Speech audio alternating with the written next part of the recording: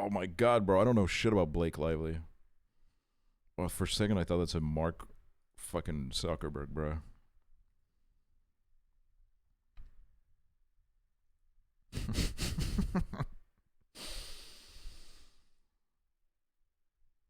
Use that big brain. I won't lie. I literally just. Can I be honest about Blake Lively? And this isn't like a brave hot take or whatever. I know that a lot of people agree with me, but like, fuck me, bro. Like, Blake Lively, Ryan Reynolds, and now the guy from fucking It's Always Sunny too. Oh my god, bro. Like, I just don't think we need that energy in the world. That like fucking like huge corporate energy. Which one?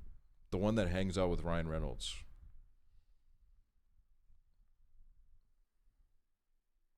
Yeah, Rob Mack. Okay, this is... I've never been like a binge watcher of It's Always Sunny, but I've seen like a decent portion of it. I do think my immersion is killed by the fact that like a bunch of them are getting Botox now. And it's not like hitting the same when I'm watching them like hang out in the bar because they all got like crazy Botox. And I'm just like, I guess I could see their characters like getting really into Botox, but also I'm like, this isn't giving the same vibe it used to anymore.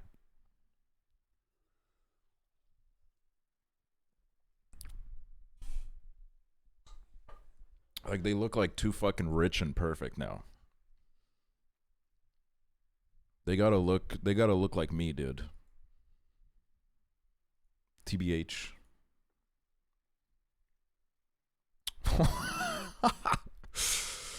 Okay, wait, I can work with this. I just gotta get the Alec Baldwin.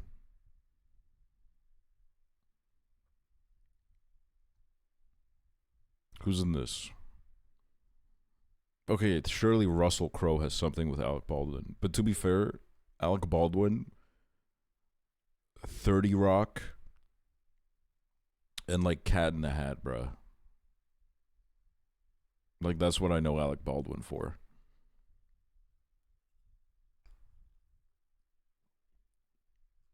And like that stare that he gave in the court, where it was like the lady was like, "You referred to Alec Baldwin as a piece of shit."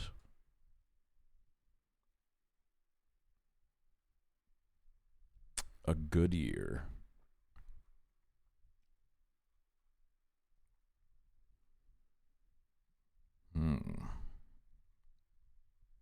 Okay, if I get to like Mike Myers.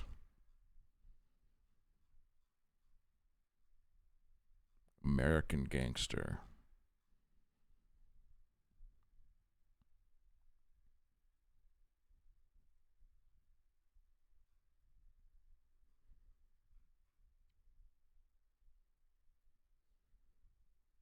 Botox is so crazy because like Glenn Howerton was hot beforehand. I think,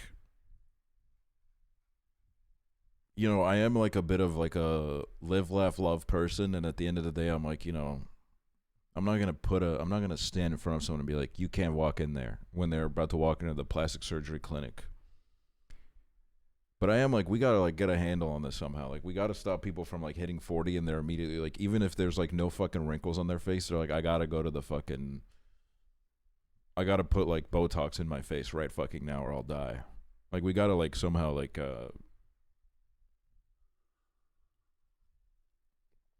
let people age. Like Ryan Gosling, bro. What the fuck are you doing, bro? You would look so sexy as like your little, you know, 45-year-old self or however old you are now. Like I don't get it. I guess like, you know, there's like external factors to it where like a bunch of them are probably like really scared of getting old because they're like, now that I'm an older actor, I'm probably not going to get a job, especially with like women and stuff. But like that's what I mean. Like we gotta fix that somehow, man.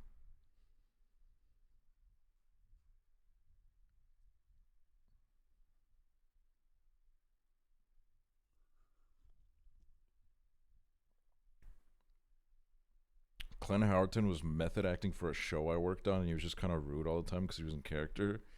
Wait, what the hell? Did we just get a method acting scoop in our fucking chat?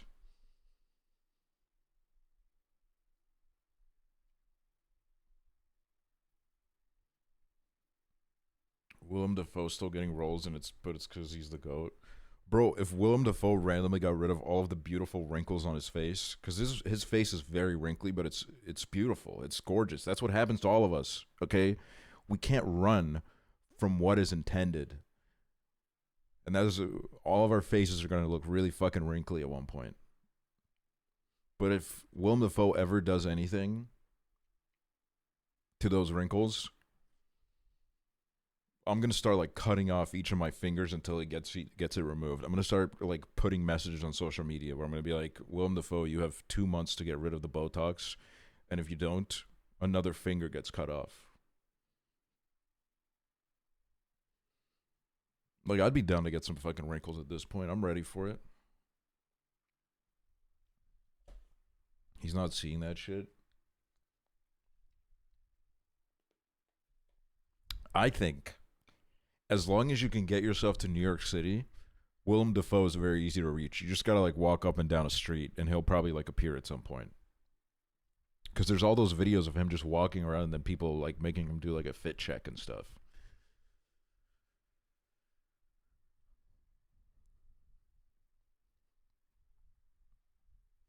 I think there's also just like, you know, if you're an actor and you're in Hollywood, or like you're in any sort of like, you know, rich and famous bubble, echo chamber, everyone around you is getting procedures done. And everyone's probably like telling you, oh man, it changed my life. It changed my life. So there's, you know, all that sort of pressure too.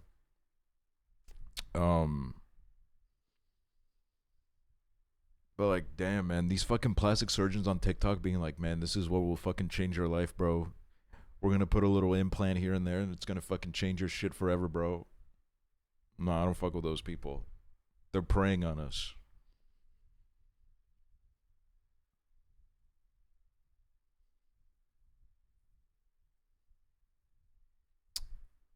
Okay, I got to get to Mike Myers.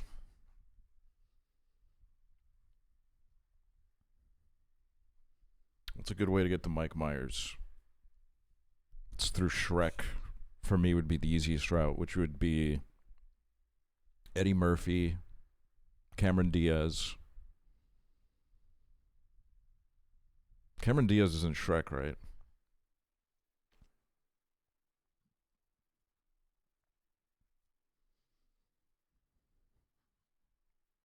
The Mummy.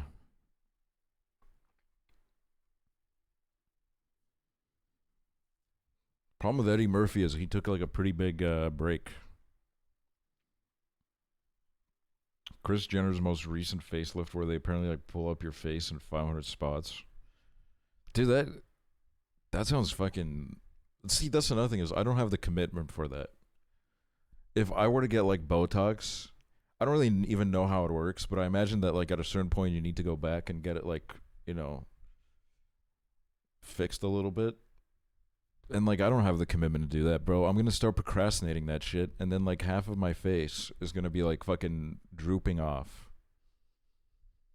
And it's just like, it's just not gonna work with me, I don't think.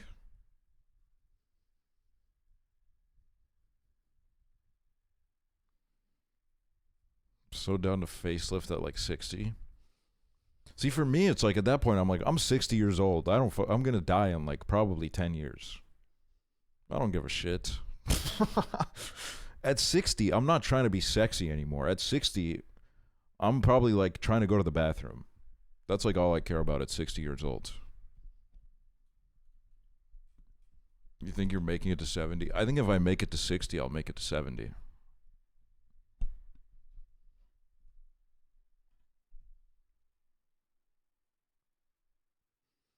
Like, I don't know.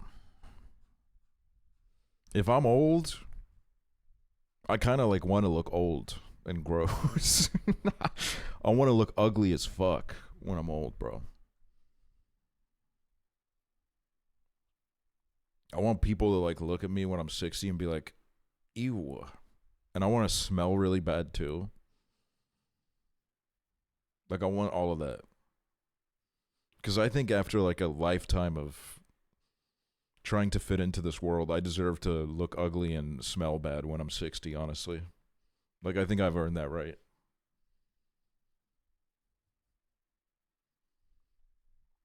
All right, let's fucking make some moves here.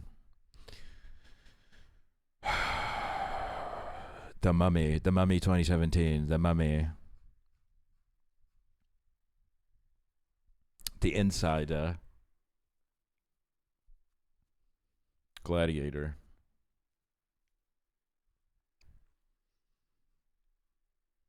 We're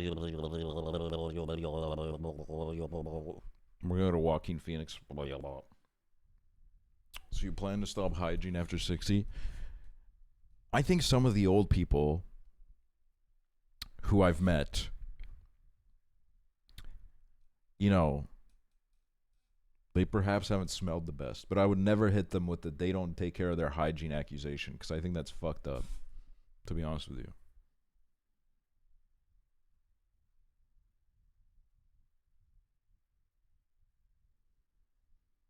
Inherent Vice. The Master. Walk the line.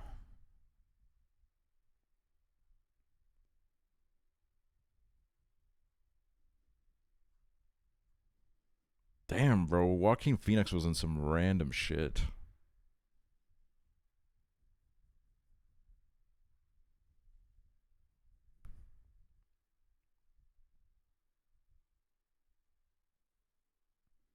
My grandma says if she ever has to be in a nursing home, she'd rather die.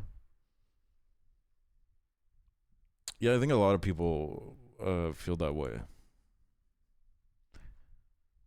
I think, I don't know, for me it's hard to say until I'm at that point. You know, maybe I'd fuck with chilling with some people from my generation, you know, run back some memories.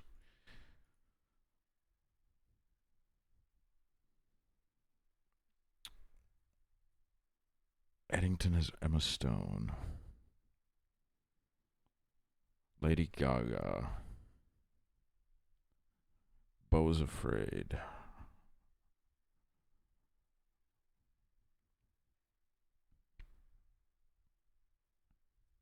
I feel like I'm in a real fucking bind here. I went to a nursing home recently and they don't like get their own rooms. What? They don't get their own rooms?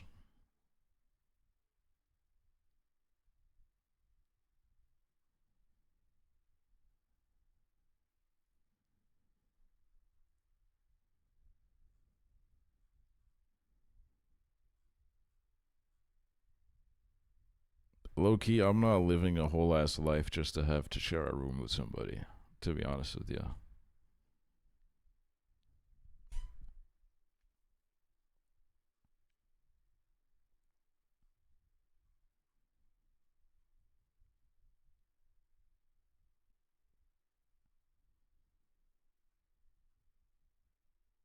Four Christmases.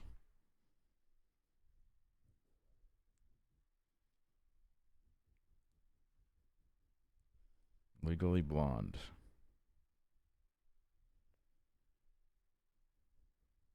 Okay, Jennifer Coolidge has got to be in a movie with Cameron Diaz.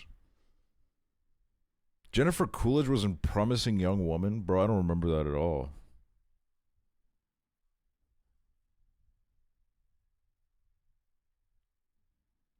I don't really remember that movie at all, to be honest with you. Epic movie. Click. Date movie.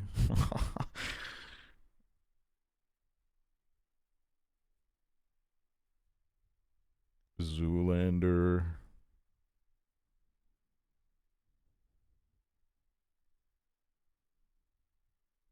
I don't know how to get Cameron Diaz other than like Charlie's Angels. Cameron Diaz was in. She was in Sex Tape with Jason Segel. And she was in.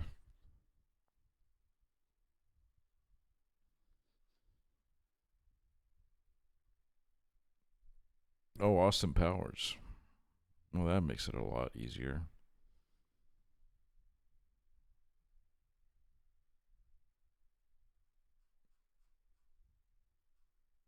Cat in the Hat. Alec Baldwin.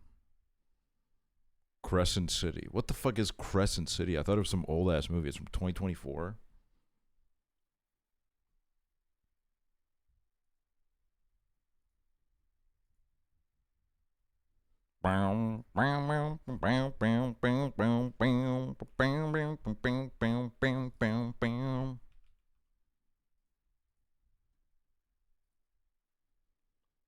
Red Shelf Foods miso dressing.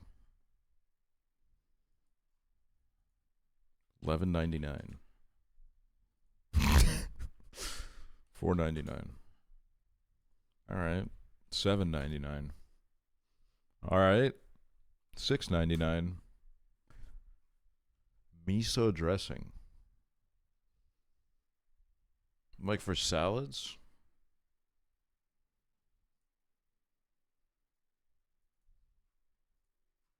I don't know if I've ever had all that.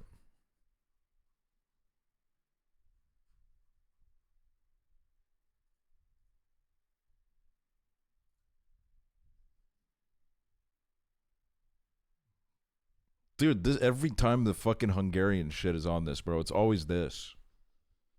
It's always this piece of bread with like 2 little slithers of onion on it. And then like some kind of like red thing underneath. It might just be the same picture, but like I'm so fascinated by this sandwich and how there's like barely anything on it.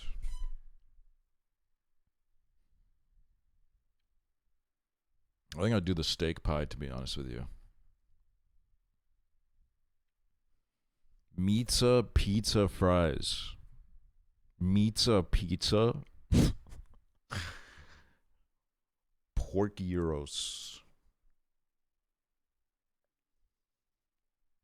14 bucks for that. Pizza fries. I don't know how much I fuck with loaded fries. Like, I don't hate it, obviously. Like, it's good. But it's not very often that I'm looking at the menu and I'm like, I gotta get the fucking pizza fries. And like, gyros is just like one of the best foods of all time. So I'm gonna go with that. Chicken curry and chips. Cholo dog. Mexican hot dog.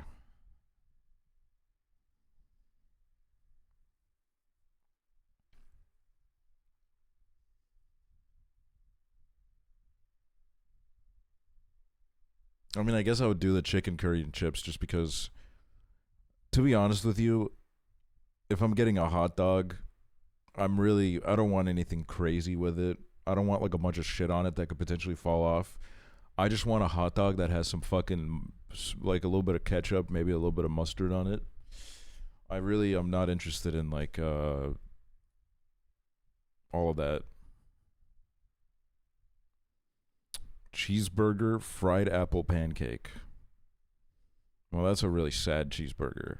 That's like hospital cafeteria level cheeseburger. So I'll do the apple pancake. And it's not even going to be close.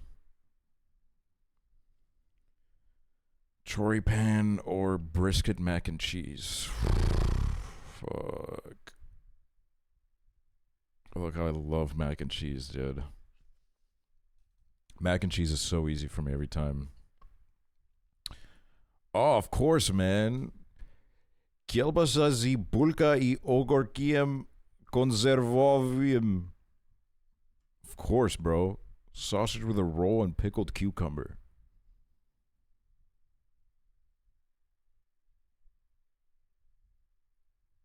That looks crazy.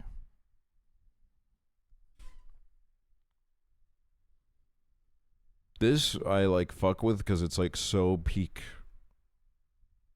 Eastern Europe where like really the priority is to like get it in your system. Not a lot of effort goes into the presentation. The priority is that like you're hungry and you need to be fed. And like it looks like it would go pretty hard. This like bread looks good. And it, we don't know if it comes with a beer because usually it says plus beer, which it did not. So we can't really put the beer into the price here. I think I'm gonna go with. I think I'm gonna go with this. I'm just gonna follow my heart. Yeah, I kind of thought I would lose, but I think I would rather get that big old platter. Oh, the fucking kiwi sausage and pizza is back. I don't know, bro. Steak and black pudding pie.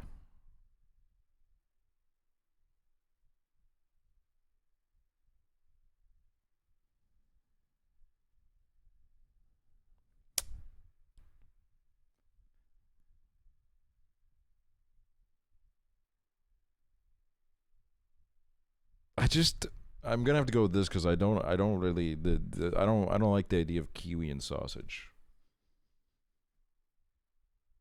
Spring rolls and bean sprouts.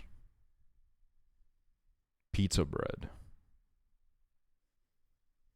The Polish stuff on here always looks like it was made like 2 days ago. Like this doesn't even look remotely warm. It looks like it's been like sitting in the fridge for a while.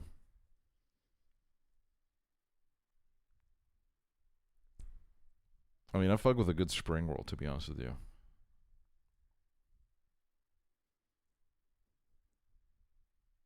Isn't pizza bread just pizza? I've always just seen it as an excuse to like put it in like another like form factor, where it's like, you know,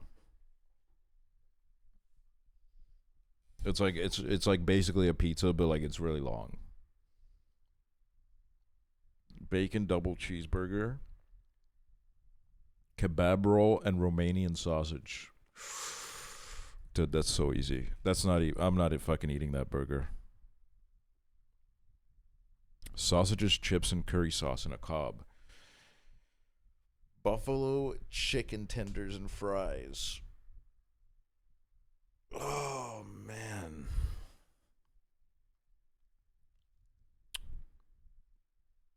I've never had like a... I mean, how are you supposed to eat this? Like a sandwich, or are you supposed to like pick at it with a fork? Because at that point, I'm kind of like, I don't care for the bread being there, because then I got to eat the bread later after I've already like devoured all of this. And this feels like it would be too much to eat as if it was like a sandwich. So I'd probably have to pick at it with a fork. So I think I'm going to go with this, because this is just, you know, this is what I know and this is what's easy to eat. Damn, bro, I almost got another fucking perfect game, bro. That's how good I am. That's how good I am. Wait, what is this? What is that one that I haven't done in a while, where it's like time guesser? I think that's it. Yes, I haven't done this in ages. Daily.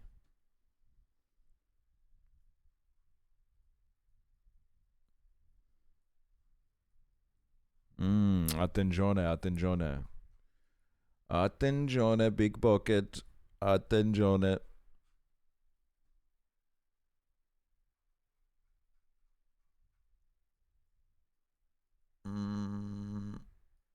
What does that say? Regina George. Northern Line stopped playing Time Guesser because this chat was annoying as fuck whenever a photo involving anything historical came up. Bro, like, I won't lie.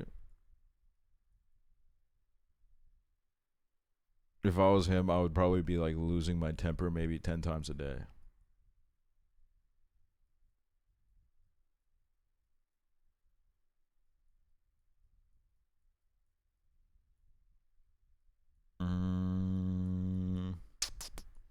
I mean, it's probably, you know, it's somewhere in this country. What I really care more about is getting the time right. And when I'm looking at the cars, it's giving like late 90s to early 2000s. This one, honestly, though, is pushing me more towards like 2000s. This car right here. These cars are like swaying me otherwise, but this car's existence means that we got to be like, still like 2003. 2005. A submarine donated by the Italian Navy being transported to the Museum of Science and Technology. Wait, what?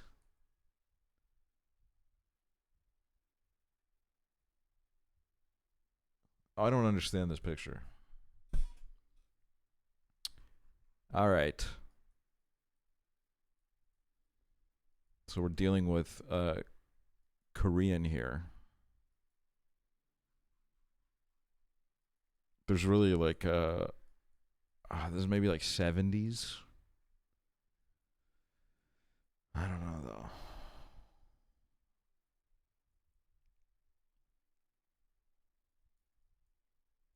Guy in the middle aura farming. Dude, that's a chill ass motherfucker. Good ass fit.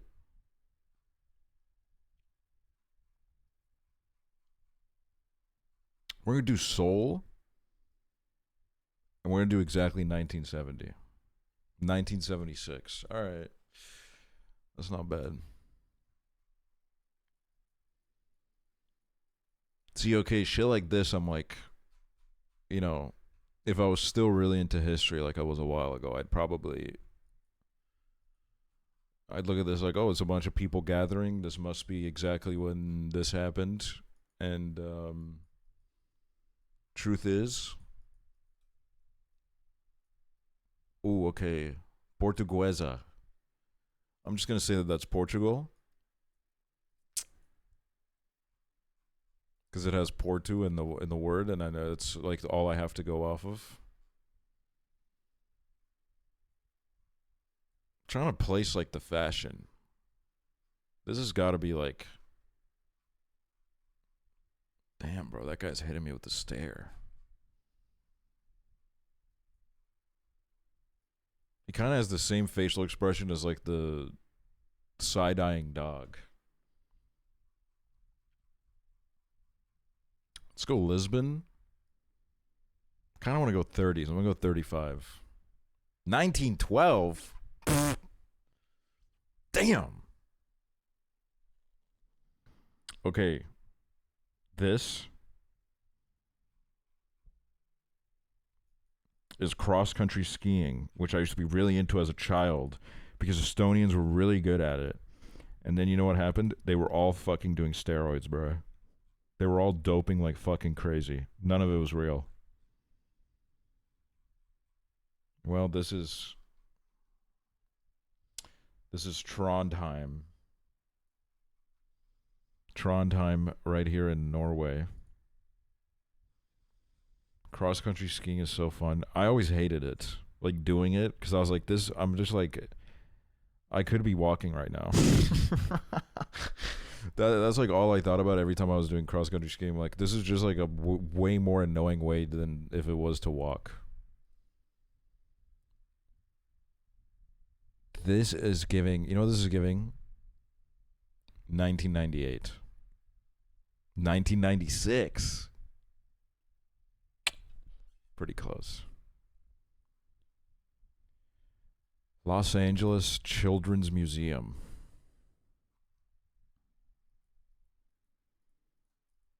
Gus Johnson is here. Oh, that's not. What's up, Jameson? Yeah, these fits are awesome. Just based off of like these two shirts, I'm saying like 70s. I couldn't even begin to tell you where the Los Angeles Children's Museum is, so I'm going somewhere over there, and I'm just going to hope for the best, and I'm going to go 73. 81. Wow. That's not bad.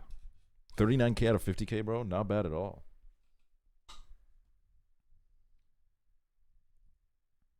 Not bad at all.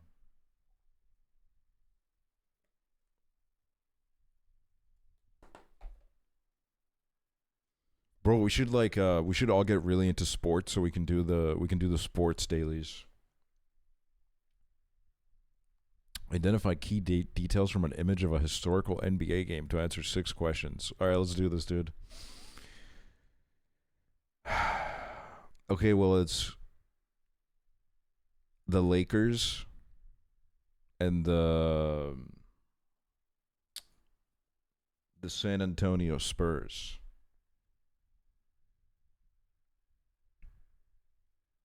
What? I was wrong?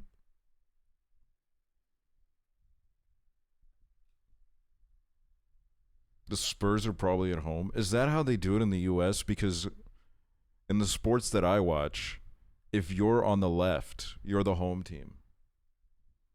Like on the scoreboard. And the Lakers were on the left.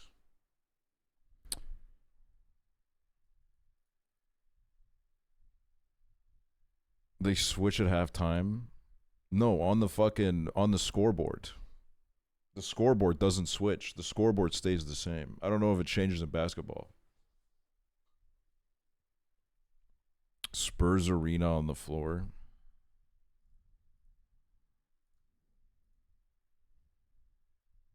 Next round. Select the year of the game.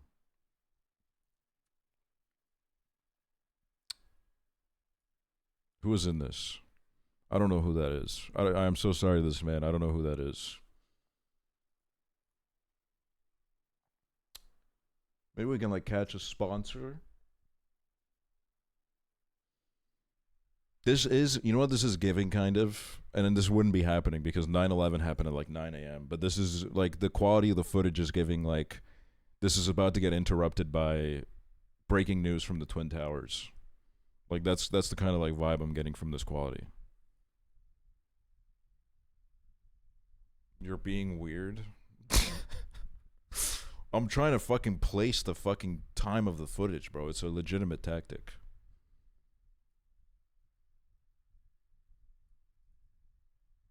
It was played 2004. I was literally right. You spoiled your bit by saying this wouldn't happen during 9/11. I didn't spoil it. I said I was being honest because I'm trying to reach the fucking answer. It wasn't even a bit. It was me actually trying to place the footage.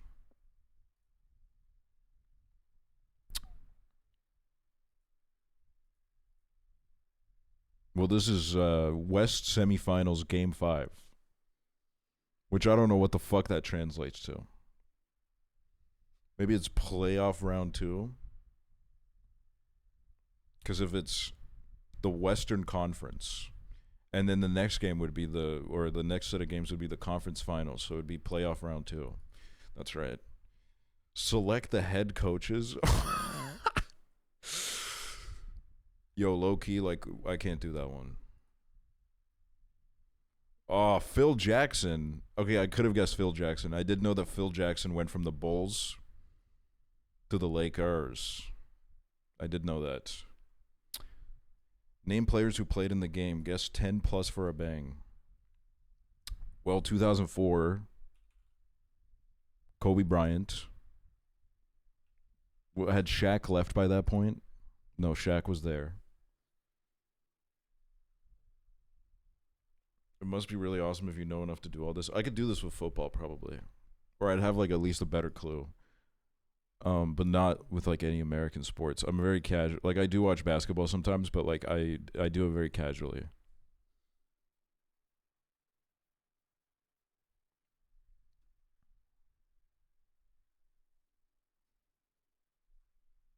But like I don't really know all that. But we tried it, dude. We tried something new. What else does it want from me? Last shot. Select the player who scored the last points of the game. If I was an NBA player, I'd definitely be one of these motherfuckers that they didn't get a picture for, I think. I'm going to go with Kobe Bryant. I'm going to go with Karl Malone. Oh, Derek Fisher, of course. Honestly, bro, 200 points out of 1,000, considering that I knew fucking nothing. That's not bad. That's not bad at all.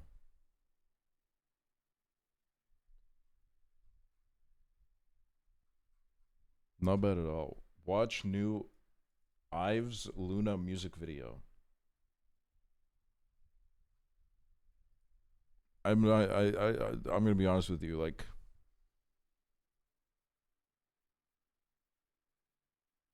I'm not gonna pay attention to it.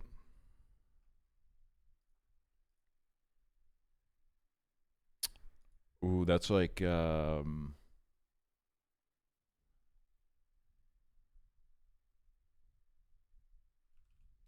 Jake Gyllenhaal. It's not, but we need to get more. James Marsden. Oh my god, is that fucking what's his face? What is his fucking name? I know who this is.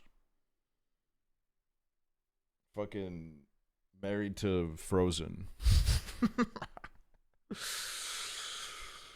Married to Frozen. Yeah, Dax. Dax what though? Dax.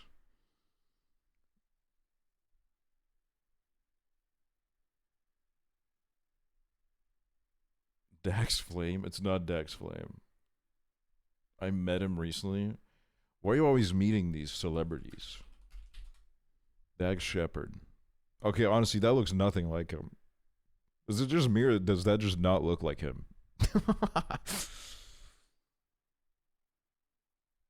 Like, I don't remember him looking like that. To be honest, though, I haven't looked at him in a while. The mouth looks fake.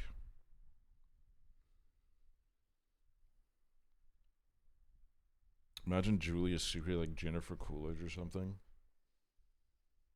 I could imagine Julie Hates Nightbot giving Jennifer Coolidge in like 40 years. You don't know me? Well, you lie a lot. And I imagine Jennifer Coolidge would also lie to me.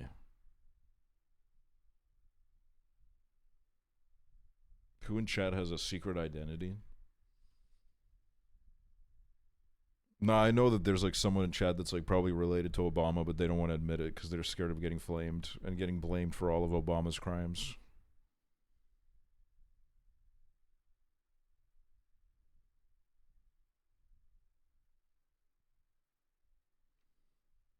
My dad played basketball with Obama in law school.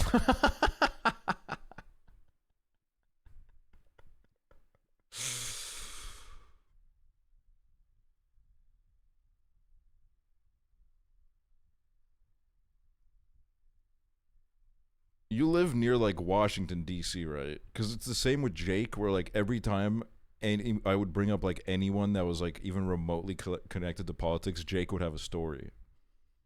Like Jake had stories about like Obama's children, Sasha and Malia. And I'd be like, of course. I guess that shit's like Estonia, where just like everybody knows everyone.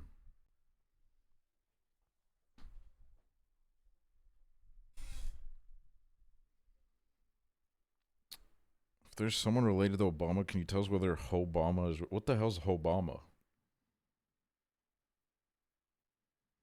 One of them was my cousin's lab partner.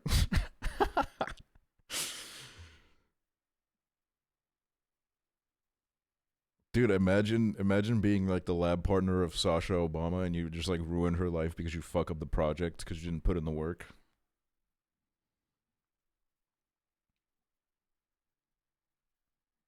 Harry Styles x Obama. That's not even...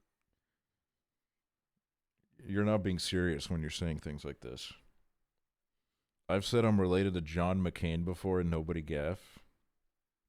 You're related to John McCain?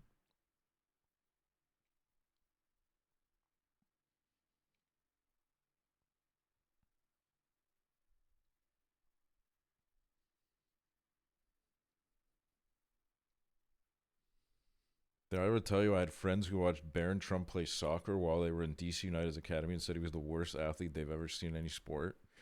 I read someone talking about his time in the DC United Academy. And like pretty much everyone's conclusion was that like it's just a real shame that he wasn't into basketball. Cuz like I don't think this was the sport for him. Cuz like really there's not like unless you're like a goalkeeper there's like not really a place in the sport for people like Barron Trump unless you're like Peter Crouch.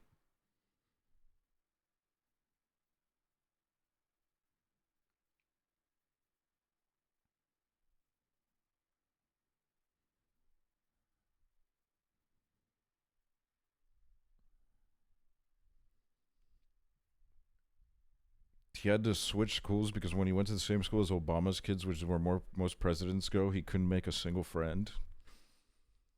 What did they like? Did the Secret Service do like a background check on like a 9-year-old? Wait, that would be fucking crazy if you're like the president's kid, and you're like, can this person come and sleep over? And then like the Secret Service does a background check on the fucking on an 8-year-old, and the 8-year-old does not pass. The 8-year-old does not fucking pass the vibes, bro.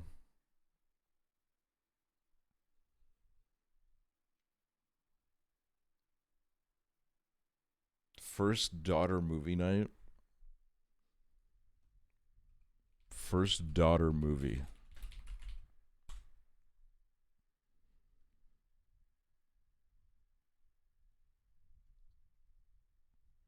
First Daughter is a 2004 romantic comedy drama film released by 20th Century Fox. It stars Katie Holmes as Samantha Mackenzie. Wait, I feel like I saw this as like a kid.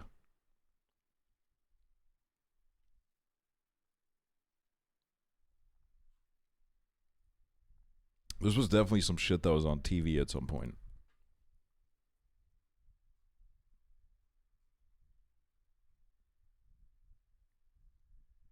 No way, Michael Keaton plays the president? Okay, low-key, I do love doing like deep dives on shit like that. I love looking at like which actors have played the president in movies. Because like sometimes it's so fucking random.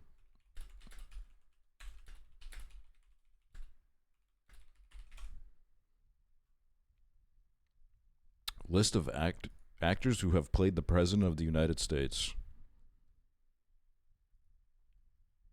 Anthony Hopkins. Twice. He played John Quincy Adams and Richard Nixon. Jeff Daniels played George Washington. Josh Brolin played George W. Bush. Oh my god, My Name is Khan. Bro, I watched this movie as a kid.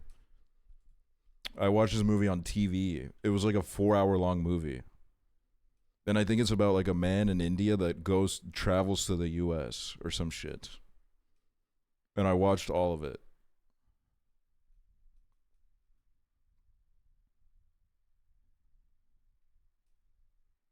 Alan Rickman played Ronald Reagan.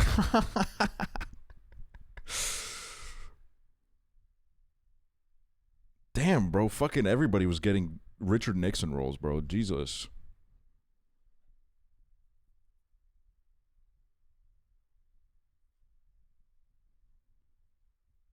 Thomas Jefferson. Daniel Day-Lewis did play Abraham Lincoln. That's true. Harrison Ford on Air Force One. That's a classic movie.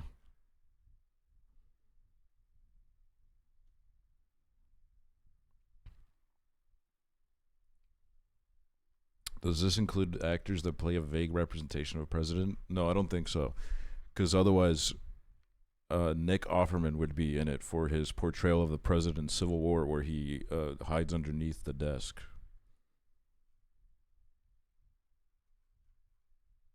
Which, like, honestly, that list is, like, kind of more interesting. Because that shit has some, like, really random motherfuckers in it.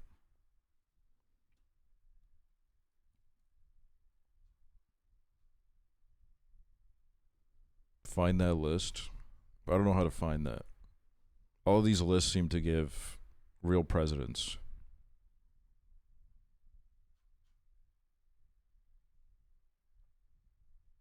Oh, look at this one. Alec Baldwin is Donald Trump in Saturday Night Live. Look at that, dude.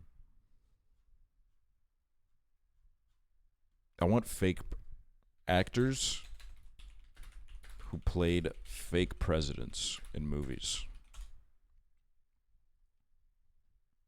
Okay, I have it. Well, Harrison Ford was on it. Michael Douglas, Morgan Freeman, Gene Hackman. Oh my god, I forgot that Danny Glover played the president in 2012.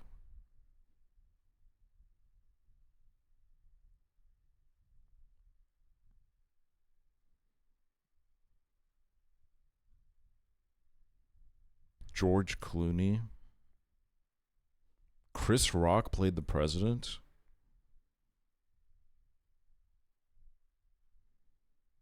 Dennis Quaid. Dude, we need to do a movie night for the Ronald Reagan biopic, dude. With Justin Russo from Wizards of Waverly Place.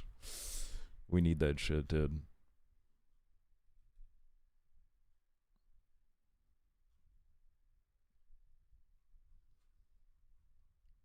Wait, I want to see like a trailer for the Ronald Reagan picture because I got to see what Justin Russo looks like in it.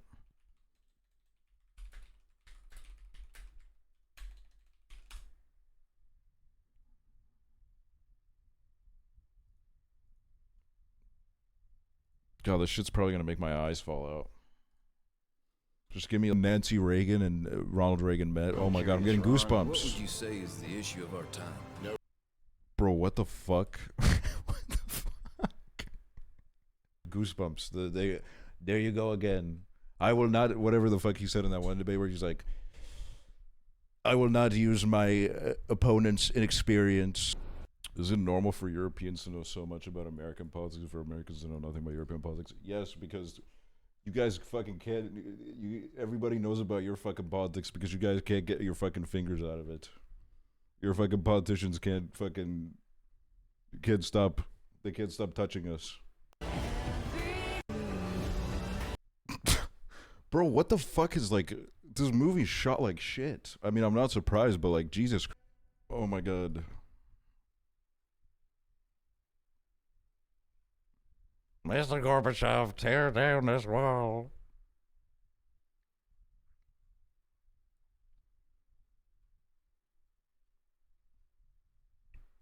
Oh my god, low key. We do a Ronald Reagan biopic watch party at his grave. We set up a projector. And then when he says, Mr. Gorbachev, tear down this wall, we all do a synchronized piss onto his grave. I think that would be so fucking lit. I think that would be legendary.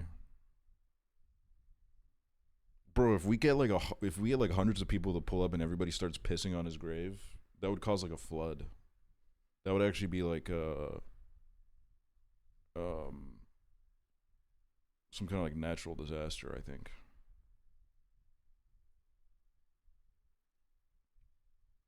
Mr. Gorbachev, piss on my balls. Fuck, dude, I just remembered that picture of the pig with the really big balls that has poop on his balls. I forgot about that picture.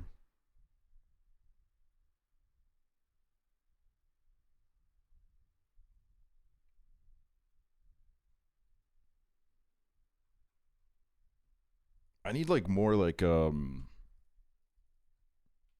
worst biopics ever made.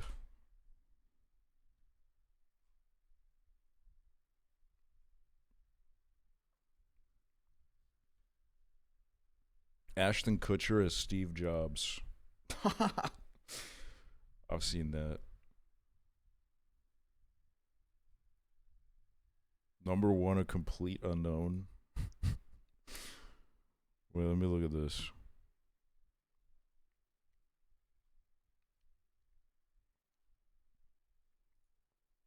Ten worst biopics of the last 25 years ranked. I'm serious too. I think I've watched like too many actually dog shit biopics to even like put a complete unknown anywhere near that kind of situation.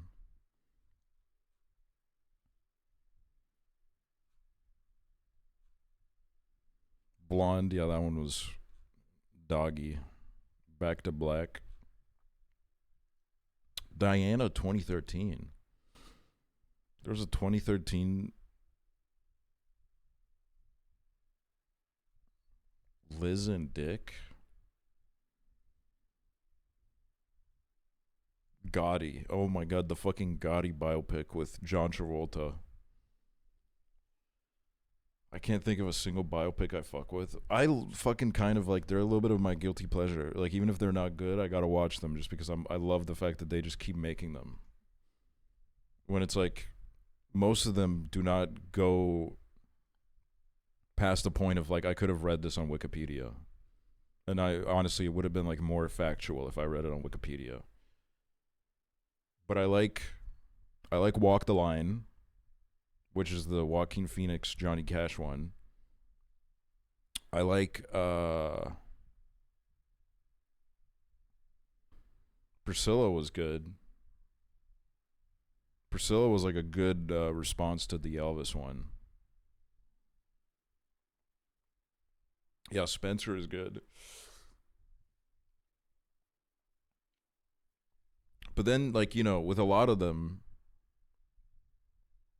I think they lose their purpose as soon as, like, you know, the family is involved and they kind of want to, like, sanitize the image of the person, you know, where it's like, I don't know, like, I honestly think that if your family member did some crazy shit back in the 70s, I think you should just fucking tank it and let him put it in a movie, to be honest with you. Like, I think you should, like, fucking just be honest about it. I'm not looking forward to the George Bush biopic. Wait, are they making one, or is that just, like, for preparing? Are you excited about the Beatles biopic? I just don't think there's any way that they're going to make those movies the way that I want them to be. I thought there already was one. Yeah, there is one called W. But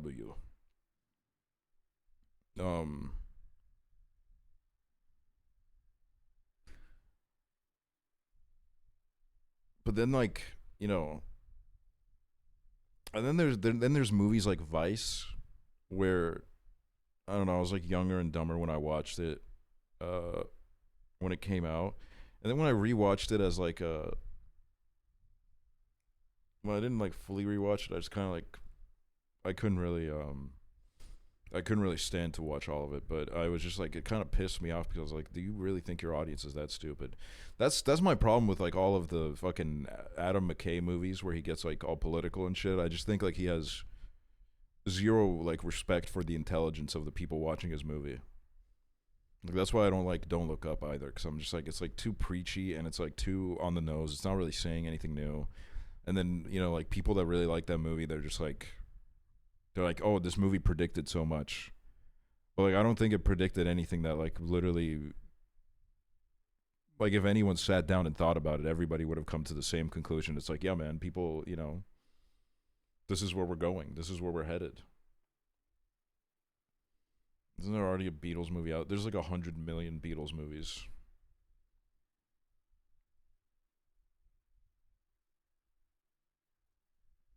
I guess my take on it is that I don't like biopics that are more of like a PR job than anything. Because I think biopics can be really interesting if it's like a, you know, if it's an interesting person that has like a little bit of a, you know, a little bit of conflict in their life and shit, but they just never cover that. And then like when they go for the whole like, oh, we got to get an actor that looks exactly like the person, it's like, well, I don't really give a shit about that either. I honestly, the actor could look absolutely nothing like the person they're portraying, and I wouldn't give a shit.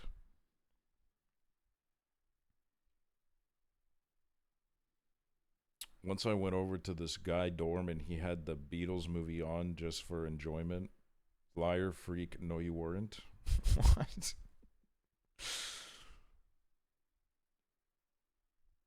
Low-key, that's why I don't care about the Beatles cast. Yeah, I don't care. I don't care about it in terms of like, oh, Paul Mescal doesn't look like Twinkie enough to be Paul McCartney, or whatever the fuck they're saying about it. My thing is like, it's just kind of like, okay, well, this is like a TikTok generated casting, and I'm not even hating on any of the actors. Like they're good actors, but this does feel like it's like I think it's slowed down a little bit now, but there was a point where I was like, what is there, like 4 working actors? Like, what happened? Like, why does every fucking movie have the same fucking people? Like, what is happening? Like, at least, like, the big ones and shit. Anthony Mackie as Tupac was funny. Yeah, and then you have the fucking Tupac biopic, All Eyes on Me, where they found, like, a guy on Instagram. They tried going, like, Sean Baker style, and they found a guy on Instagram that looked exactly like Tupac. And the problem with that movie was that it's 3 hours long, and this guy just does not know how to act at all. And the movie is really fucking boring. I don't know how you make a movie about Tupac's life so fucking boring. It's like insane.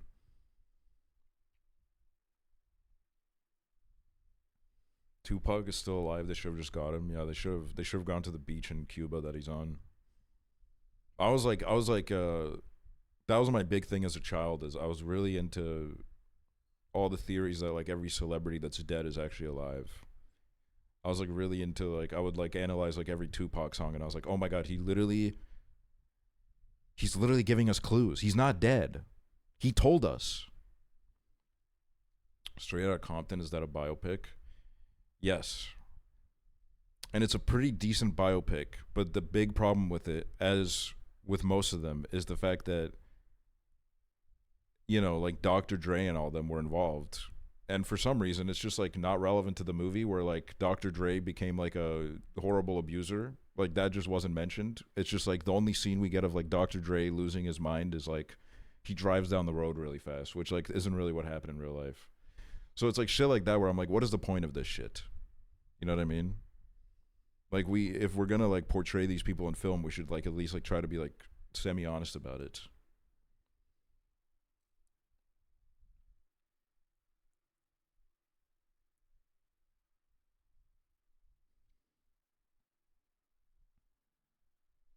Then there's those conspiracies that are the exact opposite, like a celebrity secretly died and were replaced by someone else. Yeah, like Paul McCartney. Low key, I have a theory that I could replace myself with a bald guy and you guys wouldn't notice. Like I could just get another bald guy. Can't wait to see what a shit show the Michael Jackson movies will be next year. Oh my god, I forgot about that. Oh my fucking god, bro. That's gonna be fucking... The timeline's gonna be crazy with that shit. There's no way that movie's good, too. There's like zero chances that movie is good. Because again, like the estate is like super involved. Has there been any promo for it? Not yet, but I think it's like about to be everywhere. It's about to be like absolutely everywhere. Who's playing MJ? I think they got like a kind of an unknown person. Which, okay, that's something that I'm kind of like, that's what I kind of wish they did for the Beatles movie. And it's also when I saw the Zelda casting, I was like, this is kind of sick. I don't know who the fuck these people are, and I'm actually like really glad, because I feel like these like big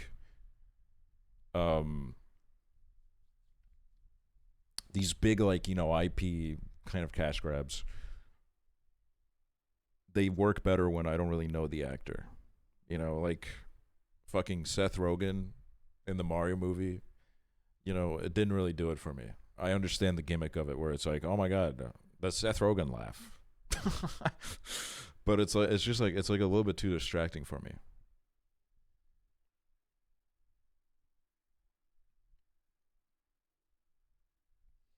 I want Jack Black as Link. That would have been awesome. We need more unknown actors in movies. I mean, a lot of actors have talked about how your follower count now is like an actual, you know, it plays a big part on whether they're going to cast you or not, which is just really fucking annoying. Because then we don't, you know, it's harder to get like a mysterious actor. Because now if these motherfuckers want to get jobs, they got to make like TikToks 10 times a day so that their follower count goes up. Like we need, I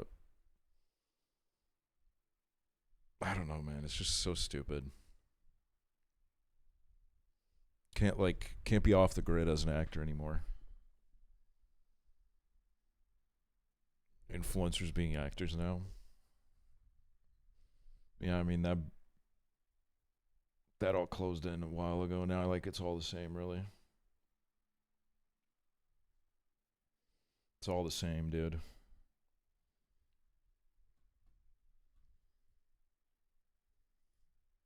Influencers being journalists too.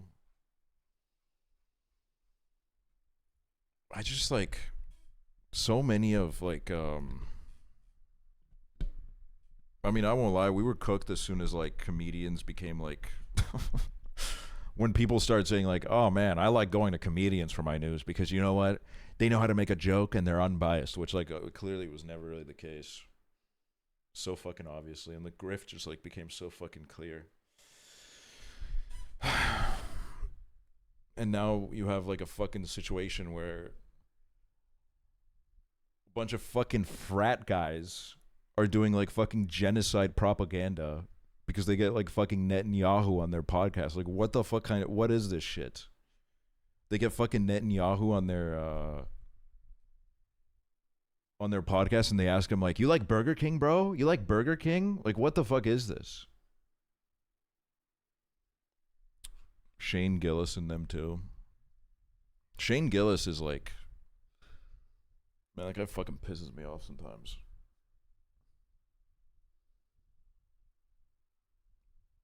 Theo Vaughn posting about Palestine and hanging with Republicans. Yeah, he's like, I just think like Theo Vaughn, you're too fucking stupid for this shit, dude. I won't lie, bro. Like, you just gotta like have your like fucking comedian friends on and talk about how like, you know, back in your day you fucking, I don't know what, like whatever the fucking random shit he auto generates. Like, as soon as like you start having motherfuckers like JD Vance on, I'm sorry, bro, but like you're cooked, you're gone. Like, I don't give a shit. I don't, this whole like I'm a podcaster that likes to hear both sides of the story. Where it's like, really, anytime you have like a fucking conservative on, it's not to hear both sides of the story. They're just using your fucking platform to get their message to more people. No matter what your platform is, no matter what your audience is, that shit just doesn't fucking work.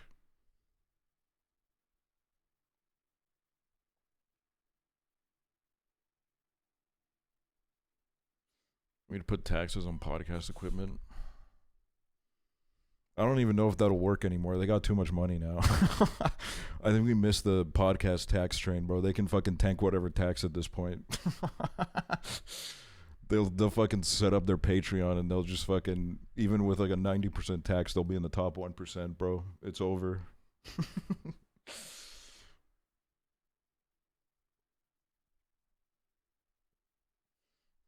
Eric Andre losing a lot of fans for Zionist views and then turning the boat. Bro, fucking Hannibal Buress randomly getting like fucking like torpedoing his whole fucking vibe because he was like, what do you mean I can't buy an apartment building and turn it into Airbnbs? Fuck all of you. Like, bro, what the fuck, man? I used to love Hannibal Buress. I thought he was so fucking funny, man.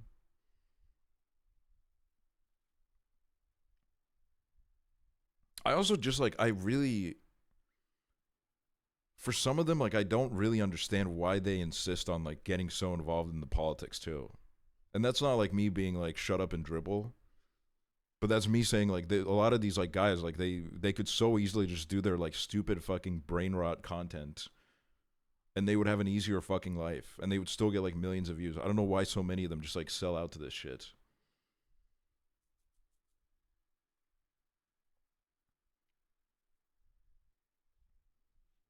But it's just like, man.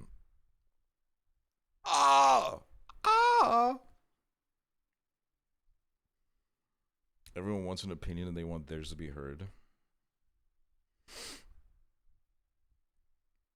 It's just, anytime I see a clip of those motherfuckers, they're still talking about the same shit, man. Still like, you know, talking about getting canceled.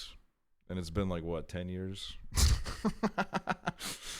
Like, bro, if that shit was gonna happen, it would have happened by now, man. It so clearly does not exist, bro. You're so fine. Like, come on, bro.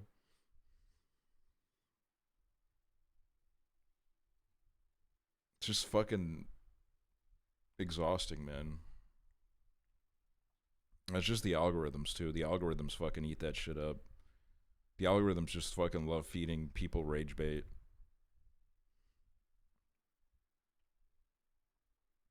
They're canceling Dave Chappelle. I did love the fact that like Dave Chappelle actually got to like experience firsthand how fucking out of touch he became when he brought out Elon Musk at a comedy show. Like, who the fuck wants that nerd on stage at a comedy show?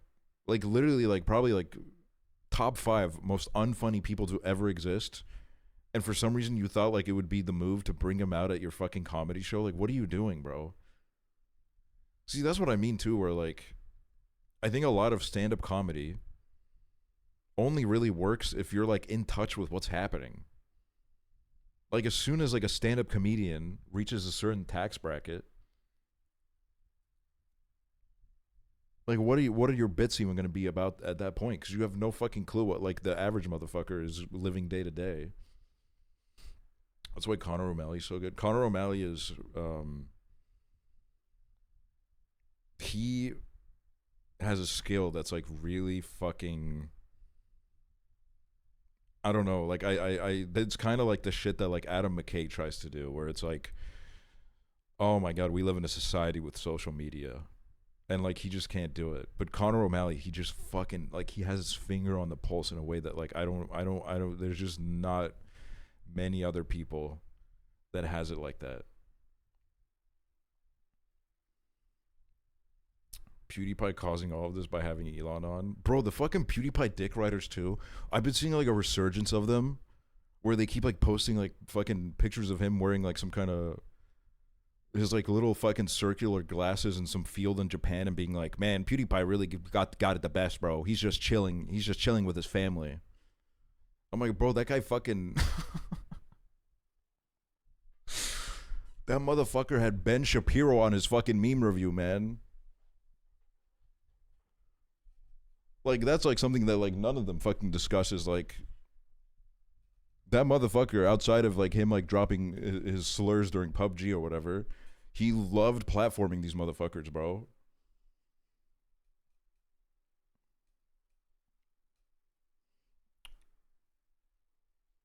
It's just so fucking odd. I think like so many people are so like, well, there's people that just don't give a shit because they're also like, you know, their fucking brains have rotted and they've gone like full fascist. Or there's also people that just want to put their fucking head in the dirt so bad, and for some reason they don't want to let go of the idea that like PewDiePie is like kind of fucking cooked, bro, and he has been.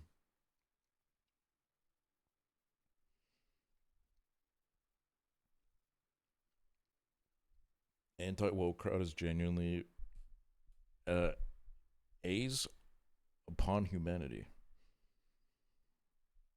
I get the general sentiment of what you're saying. I can't figure out what that word is supposed to be, but I get your sentiment. I fuck with your vibe. Gamergate is what radicalized everyone, low key. Dude, it was so fucking bad, man. Jesus fucking Christ. Oh, dude, I like legitimately think I have like permanent brain damage from like the people I would have to argue with in like 2018, bro.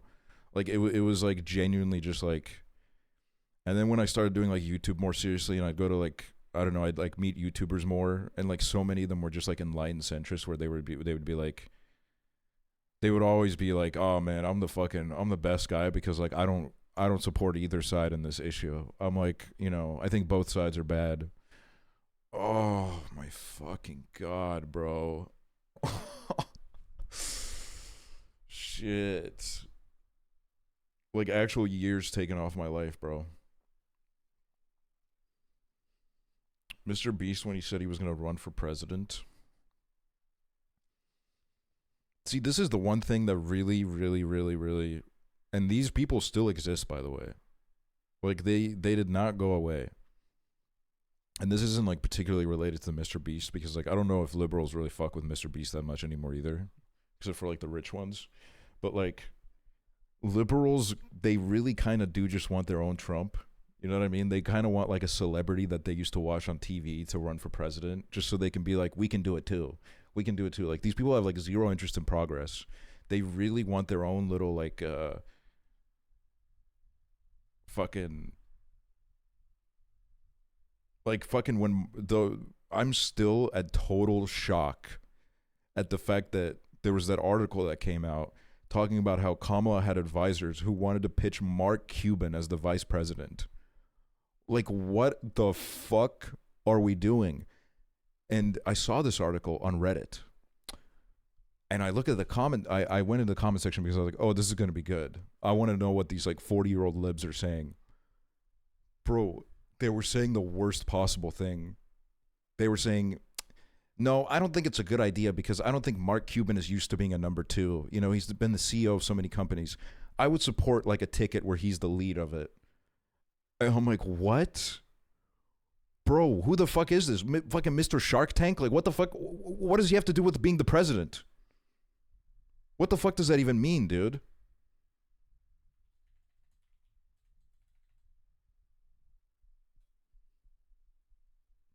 Money? See, that's what I mean. Like, they just want their own Trump. They want their own billionaire. And they had him. Mike Bloomberg. You guys had Mike Bloomberg and you let him down. You let him down. Mike Bloomberg is crying right now alone in his mansion. He would have been perfect. When Mike Bloomberg dropped out of the race, I cried. I cried because we had a chance to fix this country. The way he would stand on that debate stage was so cute. The way he ate big gay ice cream.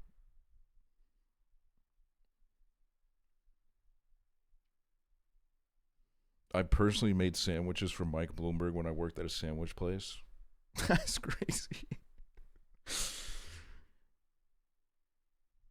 I always think about that when like a really big politician gets fast food. I'm like, realistically, okay, if like Trump or like some shit is getting McDonald's, you know the Secret Service agents are literally like standing over the shoulder looking at every part of the process. But like if it's like someone that's like a little bit more low key, you could so easily spit in their food and they would never know. You know?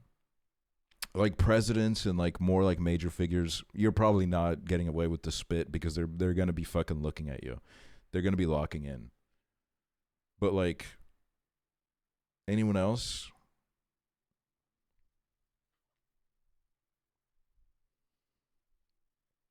Also, I'm just like, I think I'm like a little bit more on edge today because I saw like I saw another like Redditor lyric chain of them doing Not Like Us, but like switching the lyrics to like Trump and the Epstein files. And I was like, Jesus fucking Christ, bro. And it was just like, it just wouldn't stop. It was such a long fucking thread. They just kept going. And there was a point where like motherfuckers were getting like one upvote and they were still keeping it going, man.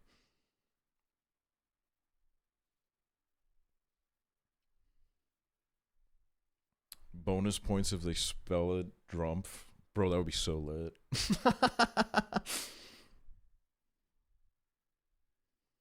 Obama came to my Oomps restaurant. The Secret Service was there for a day to look at everything and set up camera and do background checks on everyone. Oh, fuck. Bro, me when I have to fucking get a real job after streaming and I'm like working at like Burger King or some shit, and then Obama comes and for some reason comes to my Burger King and they do a background check on me and they like find all of my tweets and I get fired from my job at Burger King just because Obama decided to fucking visit. That would be fucking awesome, dude. Let me get a Whopper. And pussy too. Also, if we do like dude, I won't lie, like I think fucking Trump is having like, I think he's like really shitting himself right now, bro. I've been like keeping up with like what he's been doing over the past 2 weeks. Bro, he's getting like really fucking nervous. Like he's like, he like disappeared for a few days. He went off the grid. He fucking changed his like fucking profile picture to black. What's been happening?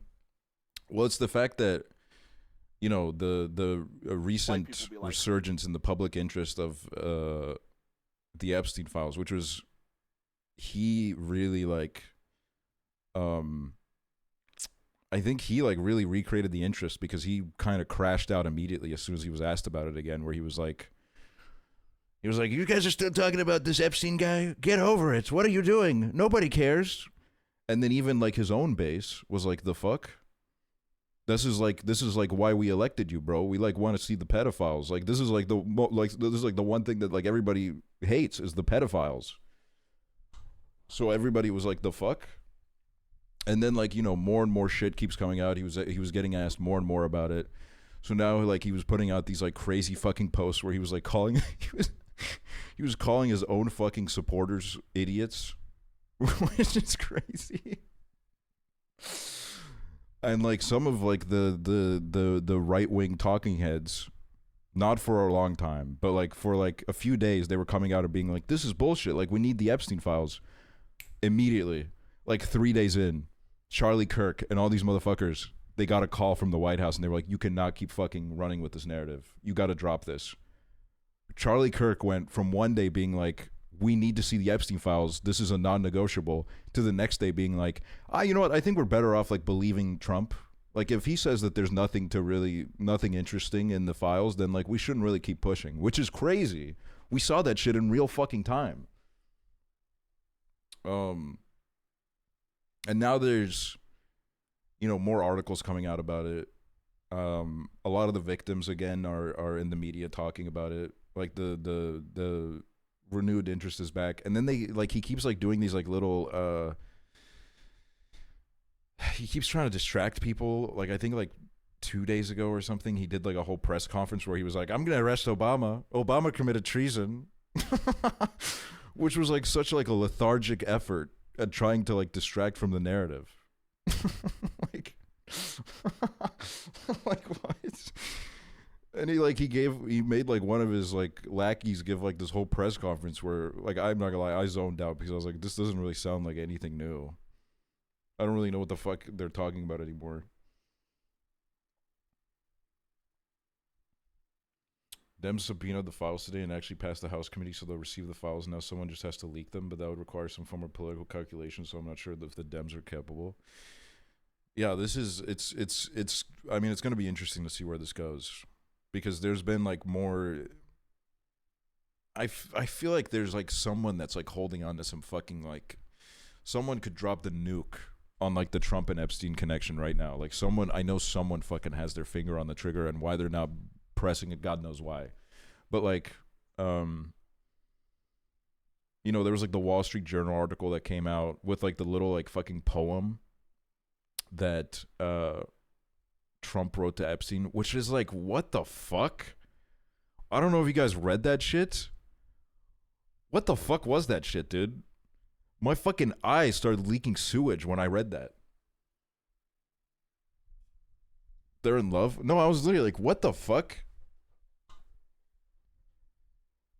It was like, no, it was like straight up, like what? It was like some straight up, like some fucking, yeah, our little secret. It would be like, may every day be another beautiful little secret. And there was like some shit like, hold on, I'll literally pull it up.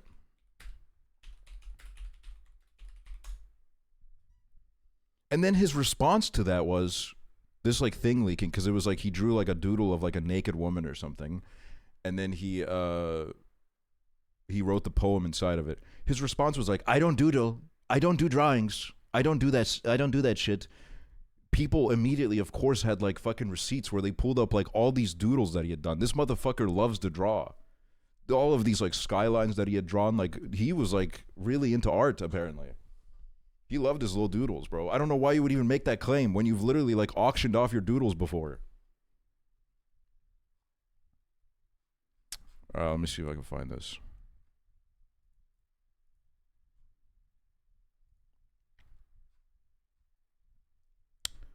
Oh my god, bro. Like actually, fucking like hold on to your stomach, bro, because this shit is so gross. There must be more to life than having everything. The note started. Donald. And it's like this dialogue between them. It's so fucking weird. Donald, yes there is, but I won't tell you what it is. Jeffrey, nor will I, since I also know what it is.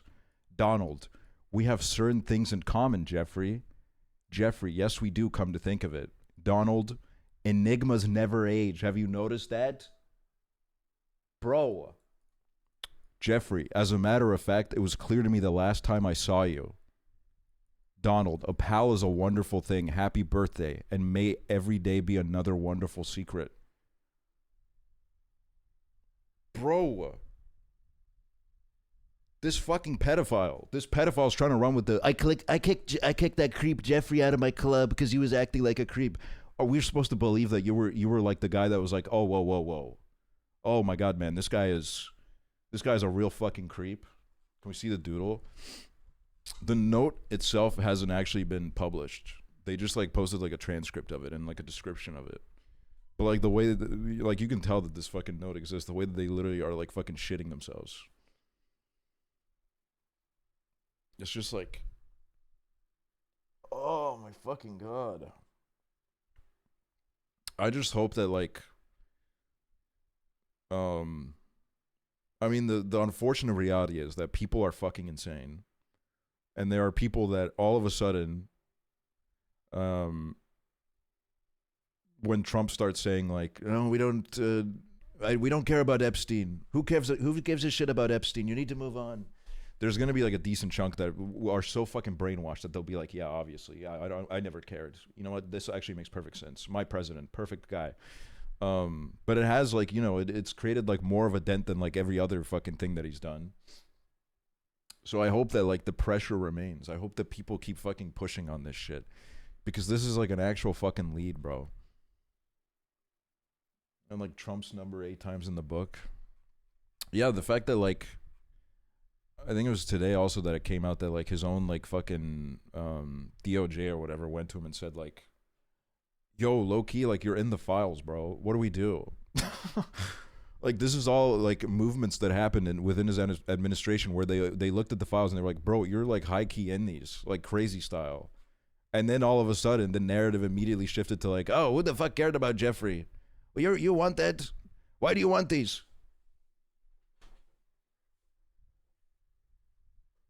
Like, dude, I need journalists to like keep asking him about this nonstop, because he's gonna like, the more that he gets asked about it, I think he's nervous enough that like his crash outs will become more insane. Because like he already like immediately just went on the offensive about it, which was such a fucking dead giveaway, bro. Was Trump pushing for the release of the files during the election season? I think it was like during his last campaign where he was like, yes, we will drop the JFK files. Yes, we will drop the MLK files. And then was like, will you drop the Epstein files? And then he stuttered for a second. He was like, yeah, I think I would. I mean, you know, we'd have to look at that because there's a bunch of phony stuff in there. Which is like, of course he would say that. But like, you know, there was, if you look at like, back to the time when like Epstein was arrested, for some reason, I guess honestly, maybe he thought he'd be dead. Maybe Trump was like, I'm probably going to be fucking dead before this goes anywhere. Because he was like really confident. He was like, that guy was a creep. He had that creepy island. Everyone associated with him was a creep. Like, he was really confident back then. And then, like, I think he just like forgot to die. I think he made like the severe mistake where like he just kind of forgot to die. And now he has to like deal with, it's kind of like a crazy reference, but it's like when like Mini Lad had like that whole shit happen where he was like, yeah, I kind of just did all this shit because I thought I was gonna kill myself. Like that's like kind of what it gives.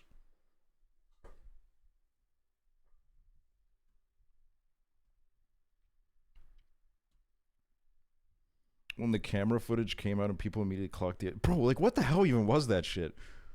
When that footage came out, I was like, oh, it's got to be like, I read it like immediately, like, oh, like the cell door is out of frame. But like, it's got to be like right next to the cell door. Bro, it was like on the other fucking side of the room, man. It's like nowhere near in frame. There's like 1 pixel that shows a slither of the staircase that led to his cell. What the fuck is this footage, bro? What are you even supposed to do with this shit? And even that couldn't be like clean footage that they just dropped. And this is another thing. I just hate the semantics of the situation. I hate the semantics that people are putting where it's like, oh, really? You think that Jeffrey Epstein just had a list called the pedophile list where it said everyone on this list is a pedophile? No, bro. Obviously fucking not.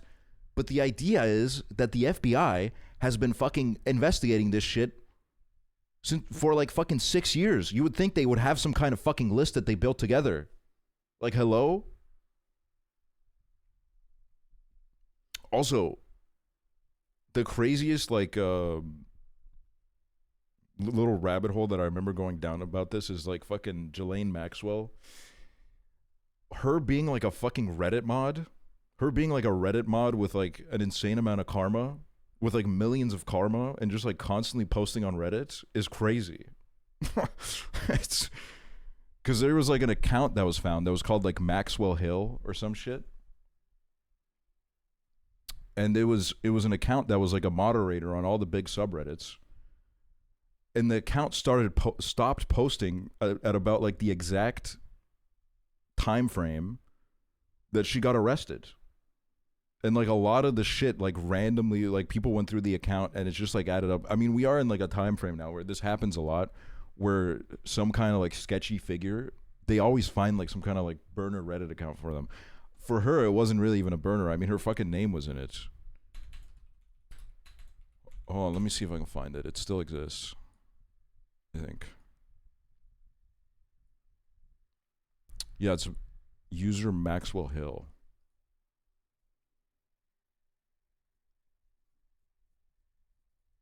What the hell? She was Redditor of the day on 2010, bro.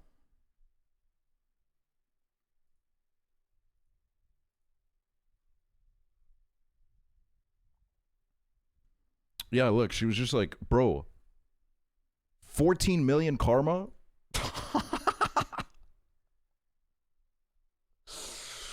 What the fuck, dude?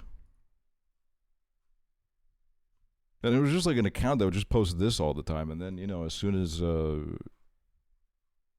she got arrested, this fucking account.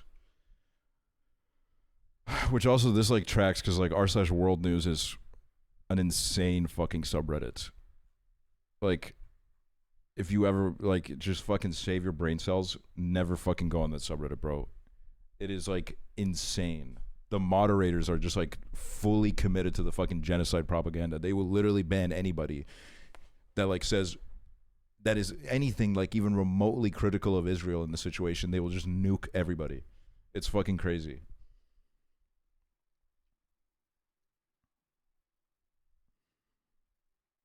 Reddit politics are so bad. Reddit is like a place where I can't, low-key I can't stay away because it is such a weird like mixture of people.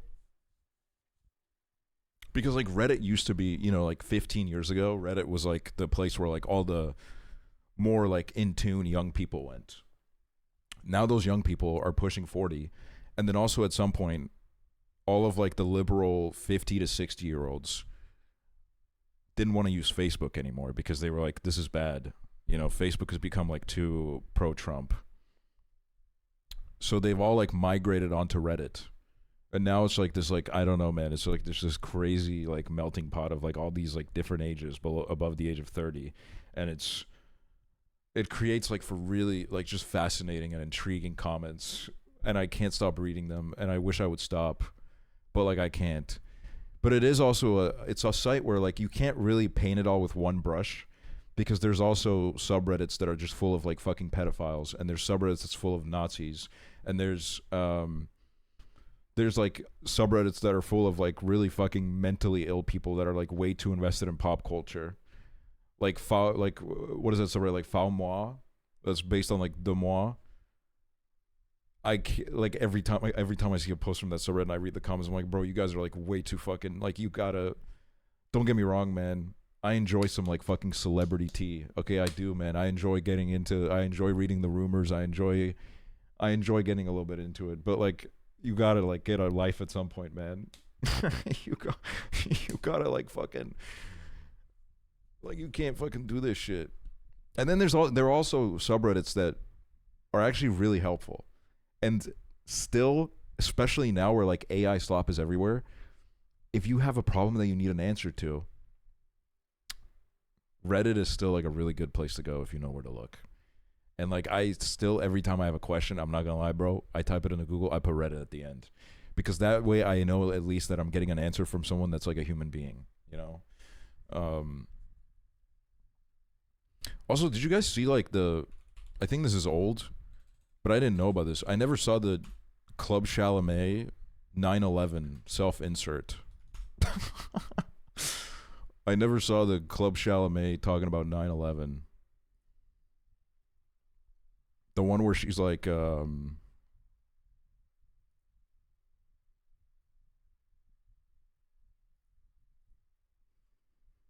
The one where she's like, in 2001, I was offered a job that was on the 102nd floor of the World Trade Center. Hold on, I need to find like I need to find the fucking tweet. I can't find the full tweet. It's all like cut off.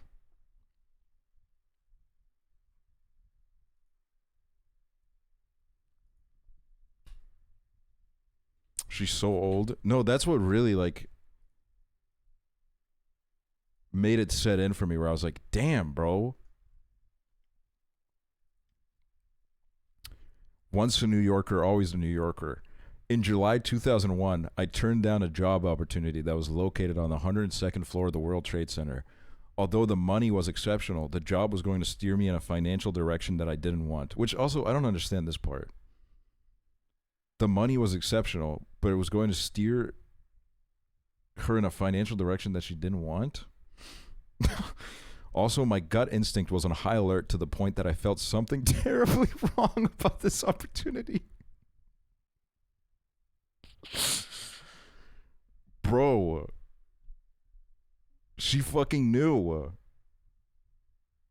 She fucking knew, dude. See, this is what I mean. If we had an administration of Mark Wahlberg, Club Chalamet, and like there was like a third person that said like some crazy shit about 9/11. If we had them involved in the administration, 9/11 would have been stopped because Club Chalamet would have been in the streets yet telling everybody that it's going to happen. Mark Wahlberg would have boarded the plane and it would have landed safely. Did you see this about Club Chalamet? Let me see this.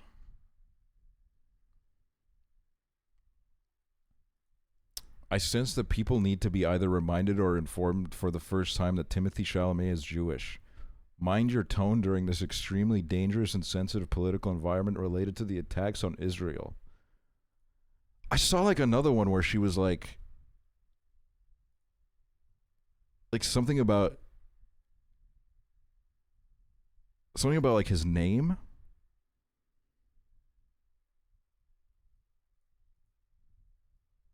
His French heritage? Yeah, his French heritage.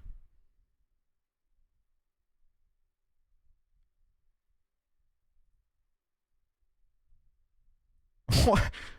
Wait, what the fuck does this even mean? I find it to be an extremely poor taste, disrespectful. It's borderline emasculating him and his surname by implying that he's Armenian. What? What the fuck kind of... What is this shit? And not the French Jewish American that he ethnically identifies as, and proudly so. What?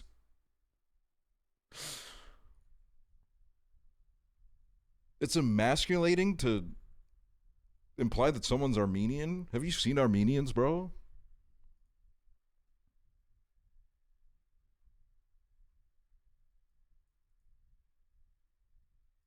Guys, cool article, but please don't Armenianize his surname. He's French and proud. What? What? What is wrong? I don't understand. What is this anti-Armenian sentiment that Club Chalamet is pivoting to?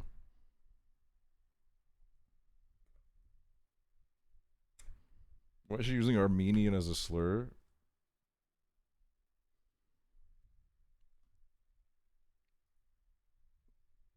Troll or not? Okay, the thing about Club Chalamet is you know, I've been on the internet long enough where I am like a little bit like, oh, this has got to be a bit, that's got to be a bit. With Club Chalamet, I just don't believe it. I think it's like 100% fucking real and serious.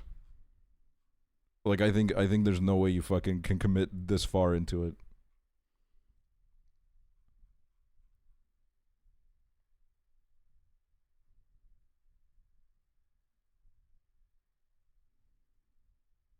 Wait, is it this? Outwalked Timmy Chalamet? It's because of the Kardashians?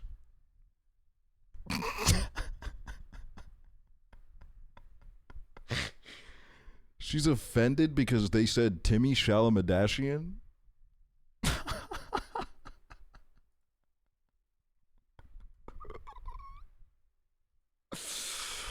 she hates Kylie. You know what? That's the thing is though.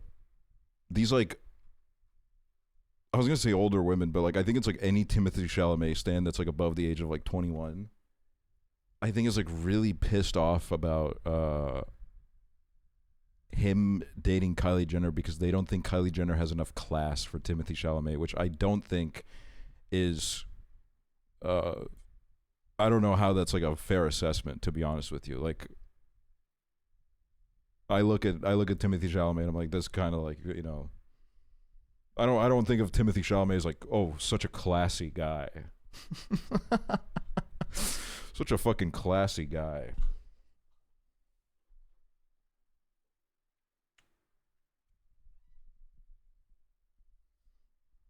People saying that they don't go well together, like, shut the hell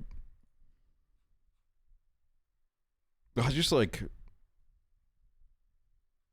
well, I'm not like a Kylie Jenner head, okay? I'm not like, you know, low-key can't really stand the Kardashians. I know I'm brave. But like, it's the same with like film Twitter too, where they're like, oh my God, you can tell Kylie Jenner is not made for this environment. Timothée Chalamet knows all about movies, and she clearly does not. Like, it's like the most stupid fucking argument of all time, man.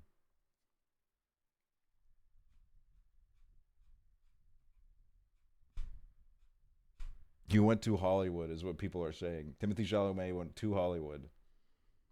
Well, you don't know these people. I do find it, I don't know. I think it's like kind of even crazier to be parasocial with an actor. Because like, I don't know. I kind of find it hard to like build that exact connection with an actor, considering that like my like 99% of my exposure to them is like basically them lying to me. You know, they're standing in front of a camera and pretending to be someone they're not. me wokely hating movies. They're all liars. They're all lying to us. But like, you know, a lot of them, it's just like, we don't know shit about them, bro. You know, I do enjoy like a Timothée Chalamet interview every now and then. When he was doing a Complete Unknown press tour, I enjoyed it. I enjoyed his like Nardwuar interview. I joined when he rolled on the floor when he was walking up to him. But like, I didn't walk away from that being like, man, he's so fucking cool. I wish I could be his friend. And like, he should really leave Kylie Jenner. I don't think they're a match. Crazy being parasocial with anyone if you're older than 21. Yeah, that's true. I'm obsessed with Superman cast interviews right now. Okay, that's what I will say. I like the guy who plays Superman. Because there's this podcast that I get clips of all the time. What is it called? Like, Take Your Shoes Off?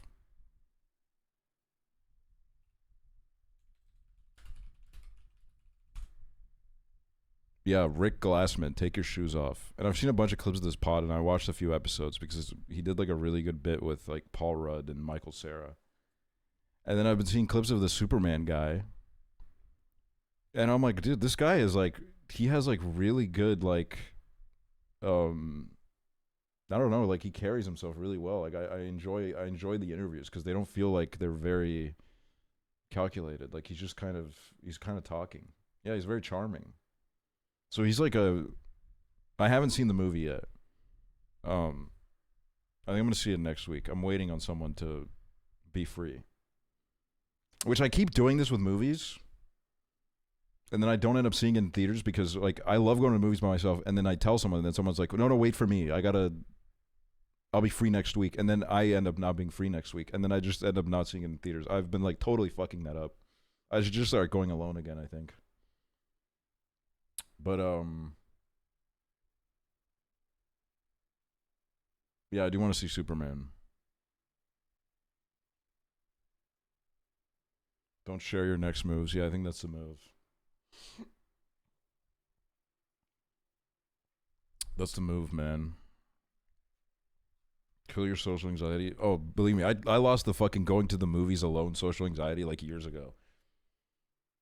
I remember the first time I went, I was like, oh, everyone's fucking looking at me. Like everyone's probably like looking at me and thinking like, oh, this guy's so fucking weird for being at the movies by himself. And then when I went, I actually noticed, I was like, bro, like almost everybody here's alone.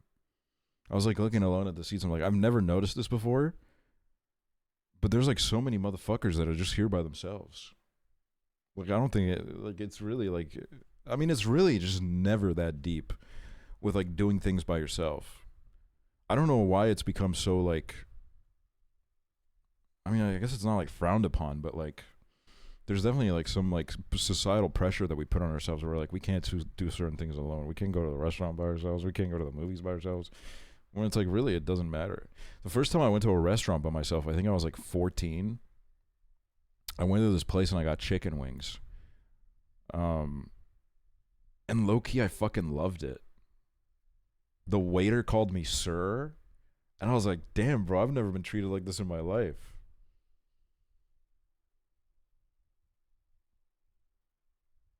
Going to the restaurant alone is fun. You can just pretend you're on a trip or something. Yeah.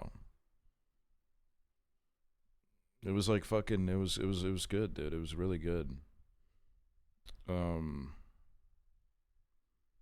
like, yeah, I also kind of enjoy sometimes going to the movie theater by myself because I think I enjoy both. I enjoy going with a friend and I enjoy going alone, but I enjoy going alone because I feel like that really makes me feel like I just had like an experience by myself and it makes me like connect to the movie a little bit more. But I enjoy going with friends also because it's cool to do like a post-movie debrief. You know? Get like some drinks after, talk about it. Like both of them are fun options.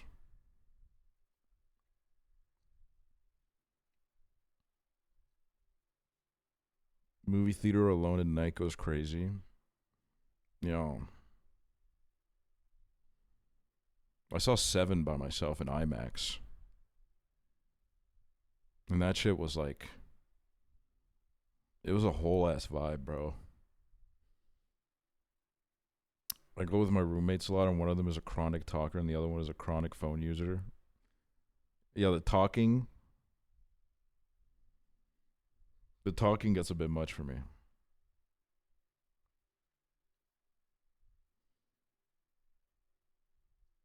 It would be so fucked up if guys could queef. I think me and Chibley talked about this recently because he kept saying like, let's queef tonight. That's what he kept saying. And then I was like, it would be crazy if we could queef.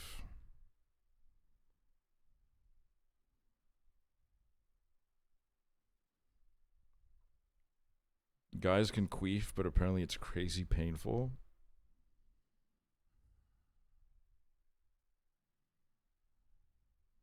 Really? Do you need to like... Okay, look, sorry, I'm just gonna get into it.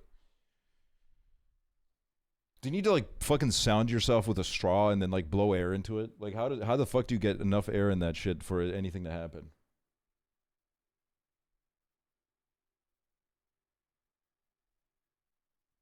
Like that's the only like game plan for me that I can like really put together here and like be like that could happen.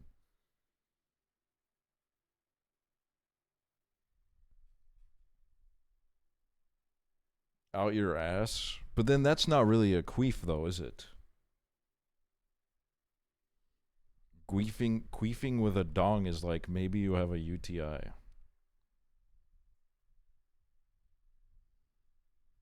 Looked it up and a penis can get air in it, but that is medically dangerous.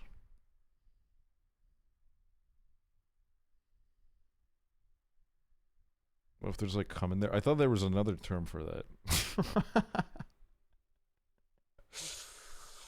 I thought there was another terminology for that.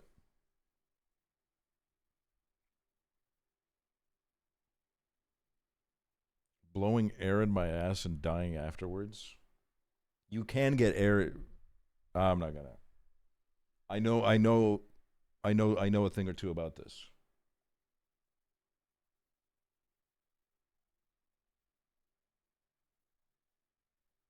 You can get air in your butt. You can get air in your butt pretty easily. And then you can just like shoot it out. It works. Well, then that's how you would queef. But it just doesn't. I really think that if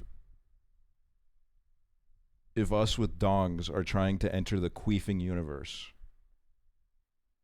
we need to kind of stay true to the texts and like not do it out of the butt, because I think that's cheating.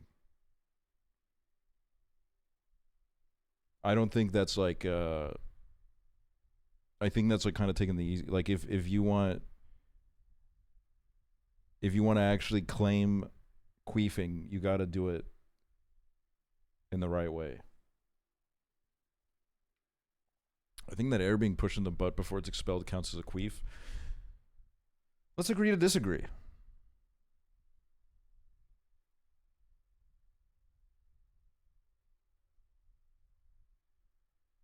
You're trying to steal a Nunu's job. That's crazy.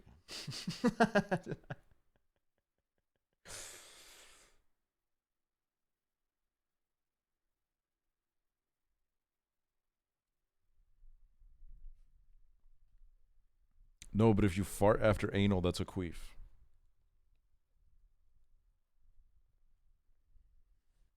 I just, you know what? Here's my worry with this situation. If we start letting those be queefs, then about 3 months now, we're going to see a quote tweet with 100,000 likes where it's like, remember when words used to have a meaning? It's going to create a further divide in society, because some people are going to be like, you can't claim that as queefs. It's going to be like when people took the word twink and just started using it for like any guy that they fucking wanted to use it for. So it's like, you know, I can tell some of you have never fart out cum before. That's cool. I don't even know why I read that out. I literally started reading that as if it was going to add something to the conversation.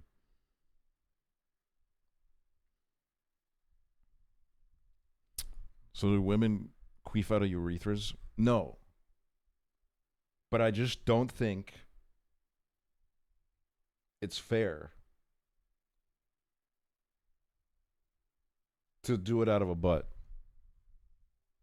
That's all I think. Ball farts? I don't know how the fuck you would do a ball fart. And that honestly also sounds like really like medically, like it sounds like medically it would be a bad situation. To be honest. Okay, can I just be honest with you guys? I did not expect RuPaul's Drag Race to be so educational for me. The tucking situation, I'm going to be real. I don't know what I guess I just kind of assumed like it didn't even work that way. Did you try it? No, I haven't tried it. I asked someone in my life. I'm not going to say who. I'm not going to, you know. I went to someone. I said, did you know that this is how tucking works? And then they said, oh, yeah. I tried it when I was like 12. And like it really hurt. I was like, damn. Oh, and then I was like, you know, I'm not going to try it. It wasn't Prezzo. It was not Prezzo. It was Squeaks. Yeah, I just hit up my coworker Squeaks and I was like, hey man, did you know that tucking, there's actually like a lot more to it than you would think.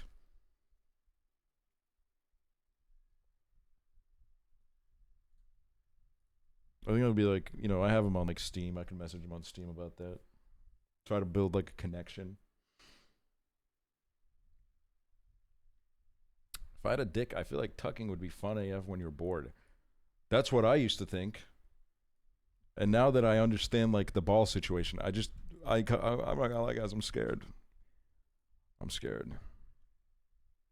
So I think, not gonna lie, if I do drag at one point, is it like acceptable if I just let it hang? Like, is that okay? Like, do I need to do that? Like, I don't know if I can.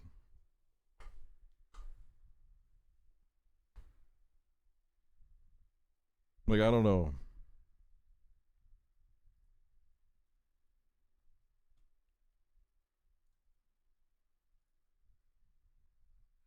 Charity fundraiser? Yeah, let's do a GoFundMe.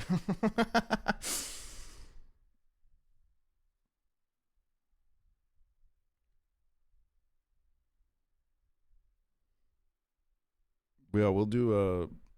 I think probably during the fall is when we'll do another season of Drag Race. We gotta like do more shit more shit before then. Cause I do.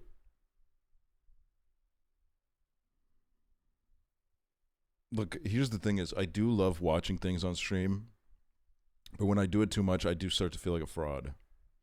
And also, I feel like it just builds an audience that literally will not watch anything else. So I won't lie, like I do put them in there because it's fun, and also it's like a good, like it brings some people back to Twitch and they might stick around for other stuff. But like I can't do it too much, because if I do it too much, then I have a bunch of people that literally will not watch anything else. So I try to like space it out a little bit. Cause we need some more like fucking gamers in this shit, dude. We need people that are gonna watch a game. When are you gonna play Resident Evil? I don't know. I think Beyond Two Souls is gonna be the next big game that we do. I think that's the next game that we do. Probably in August, I think. In August is when we're gonna do Beyond Two Souls. I think that's gonna be one of those like two stream games.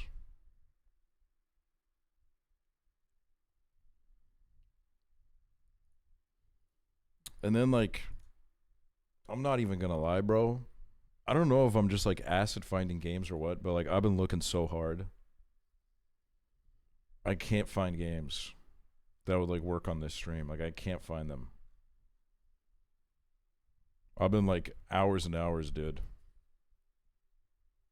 Play like Hearts of Iron.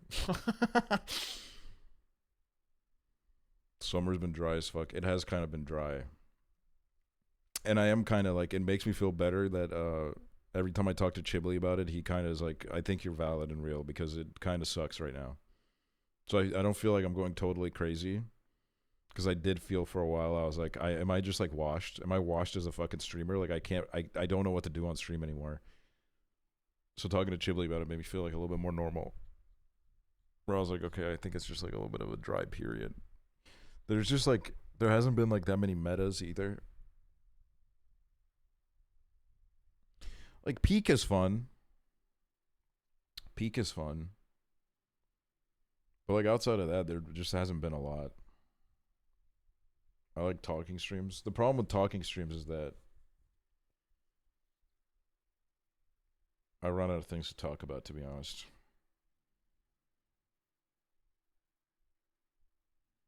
Should play a bunch of Wii games on stream. That would actually be a fun idea. I should get like a Wiimote. I should get a Wiimote and then like emulate it.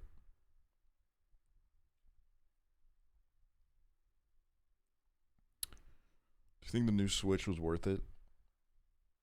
I mean, it was worth it for me because I made my money back. But like,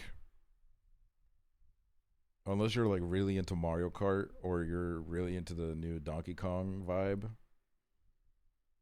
I don't think it's worth it if you can't make your money back right now. I think it's like either like Christmas or a year from now. I think it's going to be really fun, and there's going to be a bunch of cool shit on there. But like, Nintendo finally did an EU summer sale, because they did the US one like last month, and now they're finally doing the EU one. And I was looking at it and I was like, bro, you guys are just like, you just don't want to give it up, man.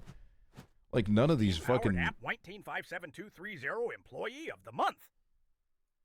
Oh, I wish I could click on that.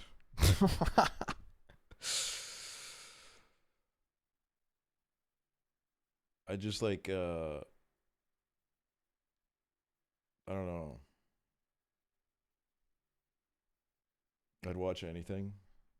I do appreciate the people that fucking, I mean, especially the people that watch sponsors. Because that shit helps a lot. Bro, what is this? Look at this shit. This is the kind of shit that we're dealing with on Steam, bro. Coming soon to early access. Bogo's Binted. We got Bogo's Binted, bro. Welcome to a sinful night with the galaxy's Wackiest aliens. Play twisted tabletop games with up to 4 players. Wait, is this kind of a fucking movie? Hold up. 24th of July. Bogo's Binted. Bro, we might have to play Bogo's Binted, actually.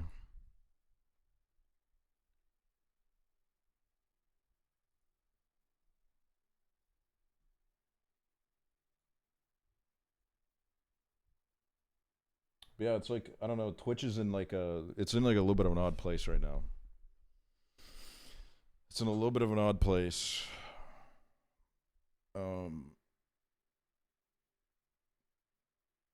Like I guess it's good that there are like the movie streams to fall back on. Like I know that always like brings the people back. But like fucking gaming content, bro, it's just fucking it's just so dry, bro. It's just so dry. It's so dry, and I wish it wasn't. Yeah, there's way too much slop.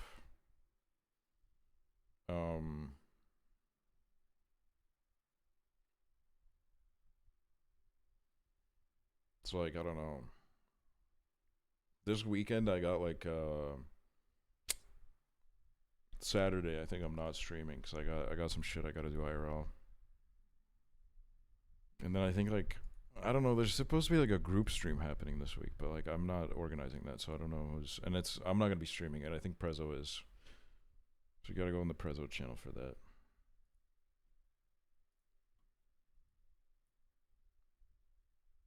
Nightmare Cart. Wait, this actually kind of looks crazy.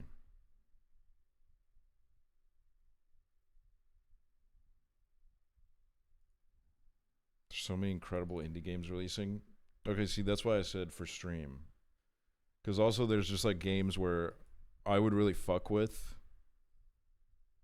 if I played it in my own time, but like for some reason if I stream it, I just don't like it. Because I think there's like many like I don't know, there's like little factors that go into like what makes a good stream game. And some of them is just like some of them like I kind of struggle to like fully focus on it because there's like way too much going on, or like I gotta lock in for the lore. And I do have like a little bit of an attention problem when I'm streaming, which is why like I have so many brain farts when I do dailies, because my brain is just like going at like 100 miles an hour.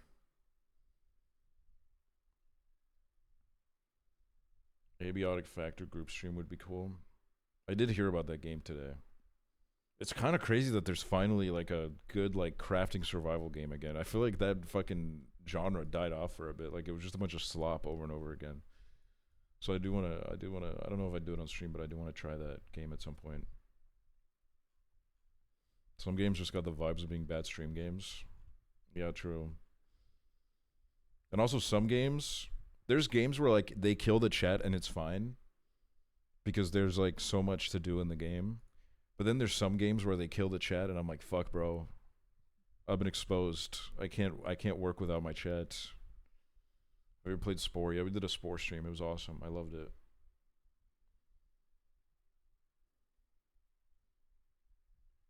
The Gumtree game. Could you play more Date Everything? I mean, honestly, I'd be down to do more Date Everything if people fuck with it. Fuck it, man. Why not? We still got content in that game.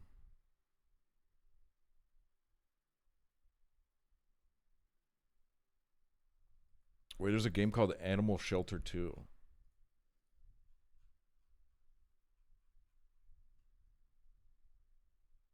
Welcome back to the heartwarming world of Animal Shelter 2.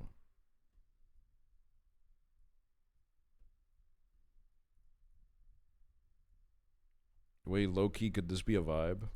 I mean, it's more like fucking simulator slop, but like, fuck, dude, it's got dogs in it. It's got cute little cats and dogs in it.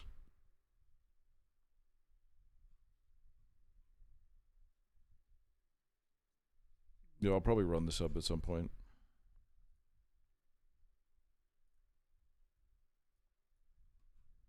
Nintendogs. I did Nintendogs once and it broke. It broke because I emulated it. That shit broke.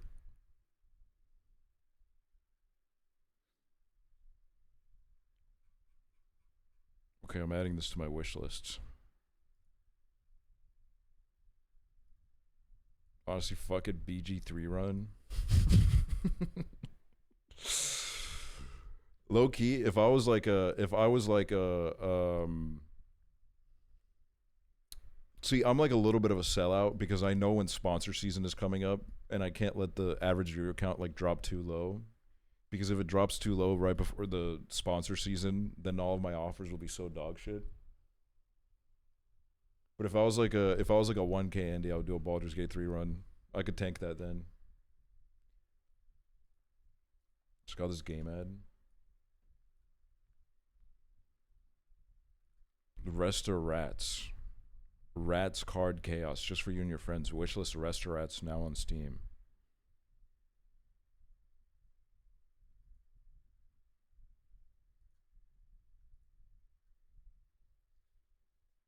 Rest of rats. Wait, it does have cards in it.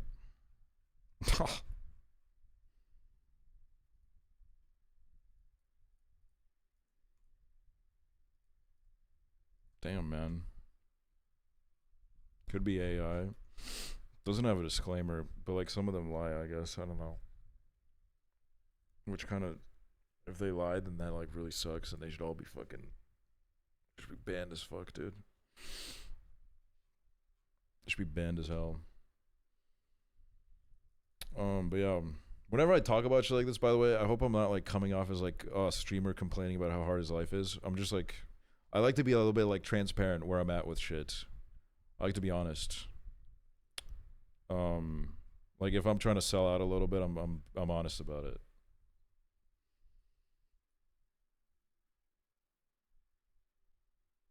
Would you be sad if you found out I was AI?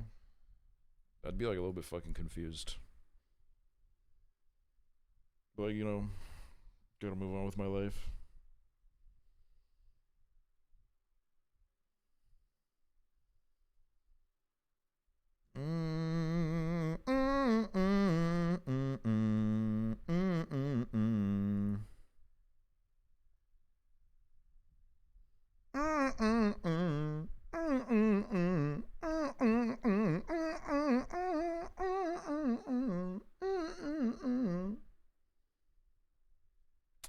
Is this where I end it?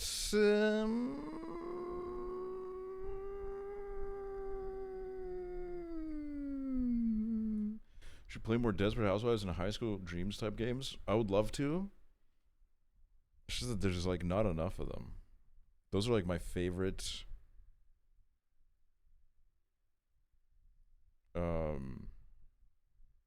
Favorite types of games, like those like 2000s. They're very unique. And I feel like even if now someone tries to make a game like that, they can't fucking recapture the magic of it, so. That's fucking, it's sad. It's like a real time capsule.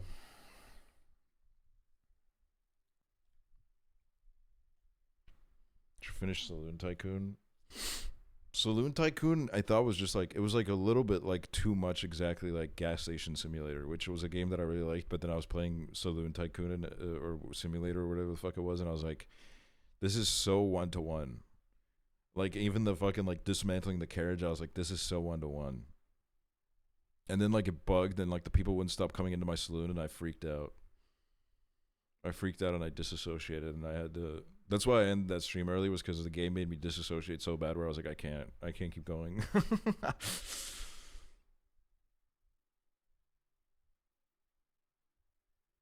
We'll probably do, like, yeah, we'll do some scary games too. I'll put together like a list of them. 10 hours Cinetune stream. That would be low key a vibe. I haven't played it in so long though. I'm not locked in anymore. I used to know like all the little metas and all the little traps to put people in. I need to like recapture that. Gas Station was peak. Yeah, that was peak, especially because they came in with the sponsor too. They came in with the fucking sponsor. That was like crazy. Dude, sponsors are like... I hope no sponsor is watching this right now, but like, fuck me, dude. Some of the sponsor like managers are like so... they just kind of suck to deal with sometimes because some of them get like really passive aggressive. If your stream doesn't like perform exactly how they want to, they get like kind of shady as fuck in the emails, dude. It like doesn't feel good. They get like a little bit like they start like trying to demand extra shit, and I'm like, bro, you didn't put it in the contract. If you didn't put it in the contract, I'm not doing shit. Like the last one, they forgot to put in the contract that like I need to tweet about it. So I didn't tweet about it, obviously. And then they started like emailing me being like, you forgot the tweet, bro. And I'm like, it's not in the contract. You didn't put the tweet in the contract. Sorry, I'm not doing it. And then they were like, oh, okay. Well, you know, usually we do put the tweet in the contract. So it'd be like really nice if you could tweet it. And I was like, no. No, motherfucker. I'm not fucking tweeting it just because you forgot to put it in the contract. If they were asked you to stream on their Steam page, no, I've never gotten that. I don't know who the fuck gets that kind of shit. Every time I see someone like tweeting on the or streaming on the Steam page, I'm like, who the hell are you? How did you end up here? And then some of them are just like, I think this happened with Nick, where like he got a sponsor because he did a movie stream, and then he got a sponsor off of those views. And like obviously, if you're gonna do like a sponsor after that, it's not gonna perform as well.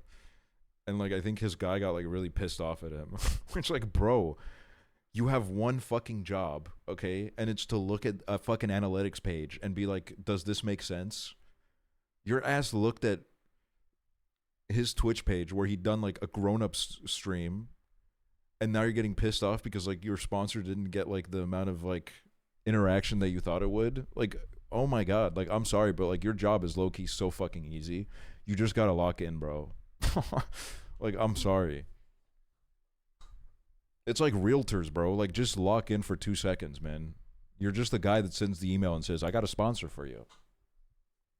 And like half of them are trying to scam you anyway, so like, oh man, just like a weird like little corner of the industry, man. Nick getting his bag and running is hilarious, dude. It's fucking awesome. I support all my friends who stream like twice and get like a HelloFresh deal.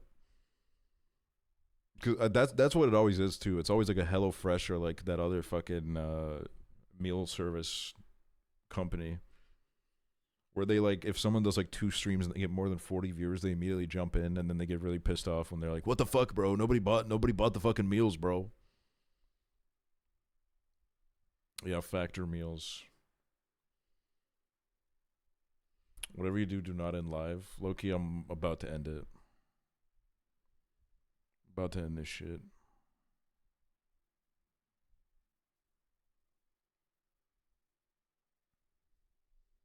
Like, it was a pretty fucking fun stream. Like, I won't even lie. You know, we did some like deep dives. We got real about shit. What should you say when they cry about the fact that they didn't get any customers? It's just like, sorry, bro. Not my fault. Okay, what kind of sucks is it is pretty ruthless, because, you know, like the dismantle streams, I was like really shocked that they kept coming back, but I was like, I'll take it.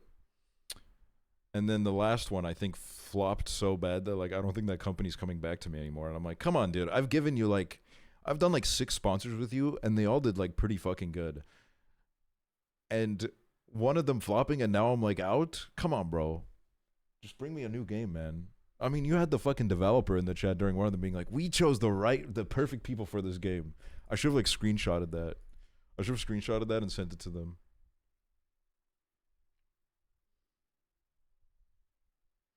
Also, like, those jobs have like the shortest shelf life I think I've ever seen in my life, because the amount of times where like one of them messages me, gets me a sponsor, and then 2 months later, they're always like, oh, so, hey, it's me. You remember me from that other company. I left to start my own company. They always start their own company, and then it just never goes anywhere. There's like probably like 2 million of these like sponsor companies that all start because like they start off working at a company and they're like, I'm going to start my own company, and then it just doesn't go anywhere. It's like, I don't know, this is like such a random fucking thing to talk about, but I keep thinking about it. I have so many guys like this in my emails. Also, I've been getting harassed by like someone that is selling like sunflower seeds. They're like, "Can we send you free sunflower seeds, please? We're a sunflower seed company. Can we please send you free sunflower seeds?" And then for a second I was like, "Free sunflower seeds? Why not?"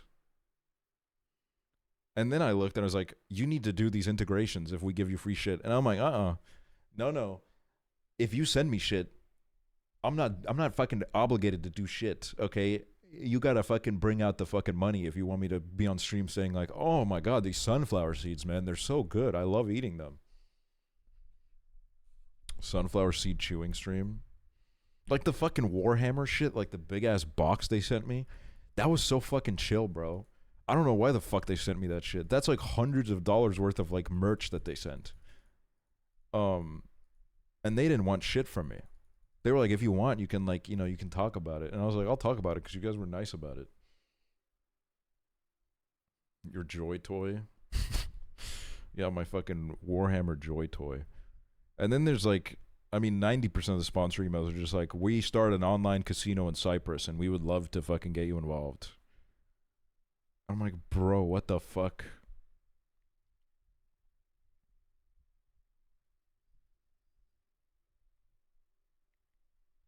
I don't want to fucking do your online casino integration. Oh my god. Remember the other stream where I said like, should I make an Aksually app? Bro, I don't know how they fucking clocked this. I get an email.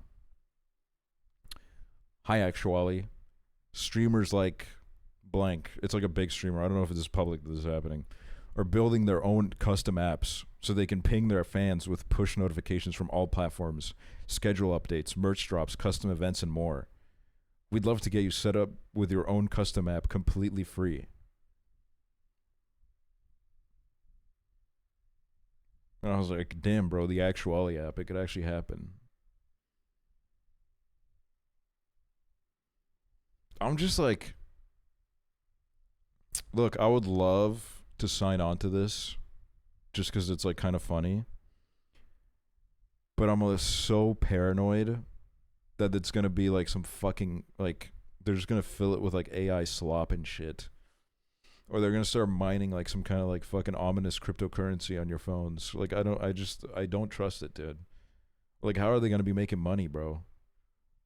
You know what I mean? Like, they're going to be doing some weird shit to make money off of this.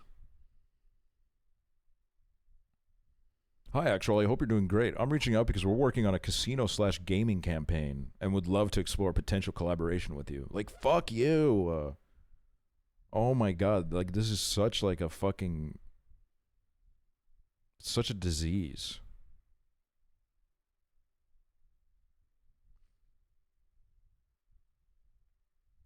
Also, one of them, I think I got reached out to by like a gaming company where it felt like the lady that I was talking to might have been like 70 years old because she started all her emails with, "Hi, dear." "Hi, dear, just reaching out. Could you send me these numbers so that we can like figure out if we want to do a deal?" And I think they literally had no fucking idea how much it costs to do like Twitch sponsors, because as soon as I gave them my number, they just ghosted me. Like, I got totally fucking aired. I was in an email chain with them for like a month, and then as soon as it got down to numbers, I just got completely aired. So I think they were expecting that I was going to say like, "Yeah, you know what, I'll stream your game for $40.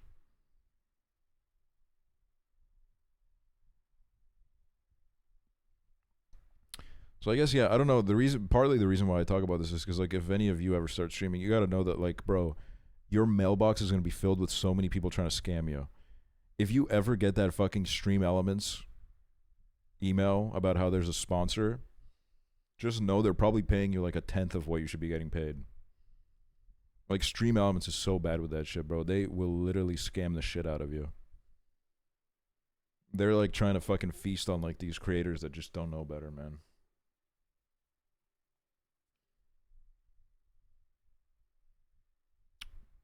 But yeah, that's it for me today. Thanks for watching, guys. I think I'll be live. I'm pretty sure I'll be live tomorrow. I don't know if this group thing is happening like tomorrow. I don't know if it's even happening. I'm not really sure. If there's no group thing tomorrow, then I'll be live tomorrow. If there is a group thing, then I'll be on that stream.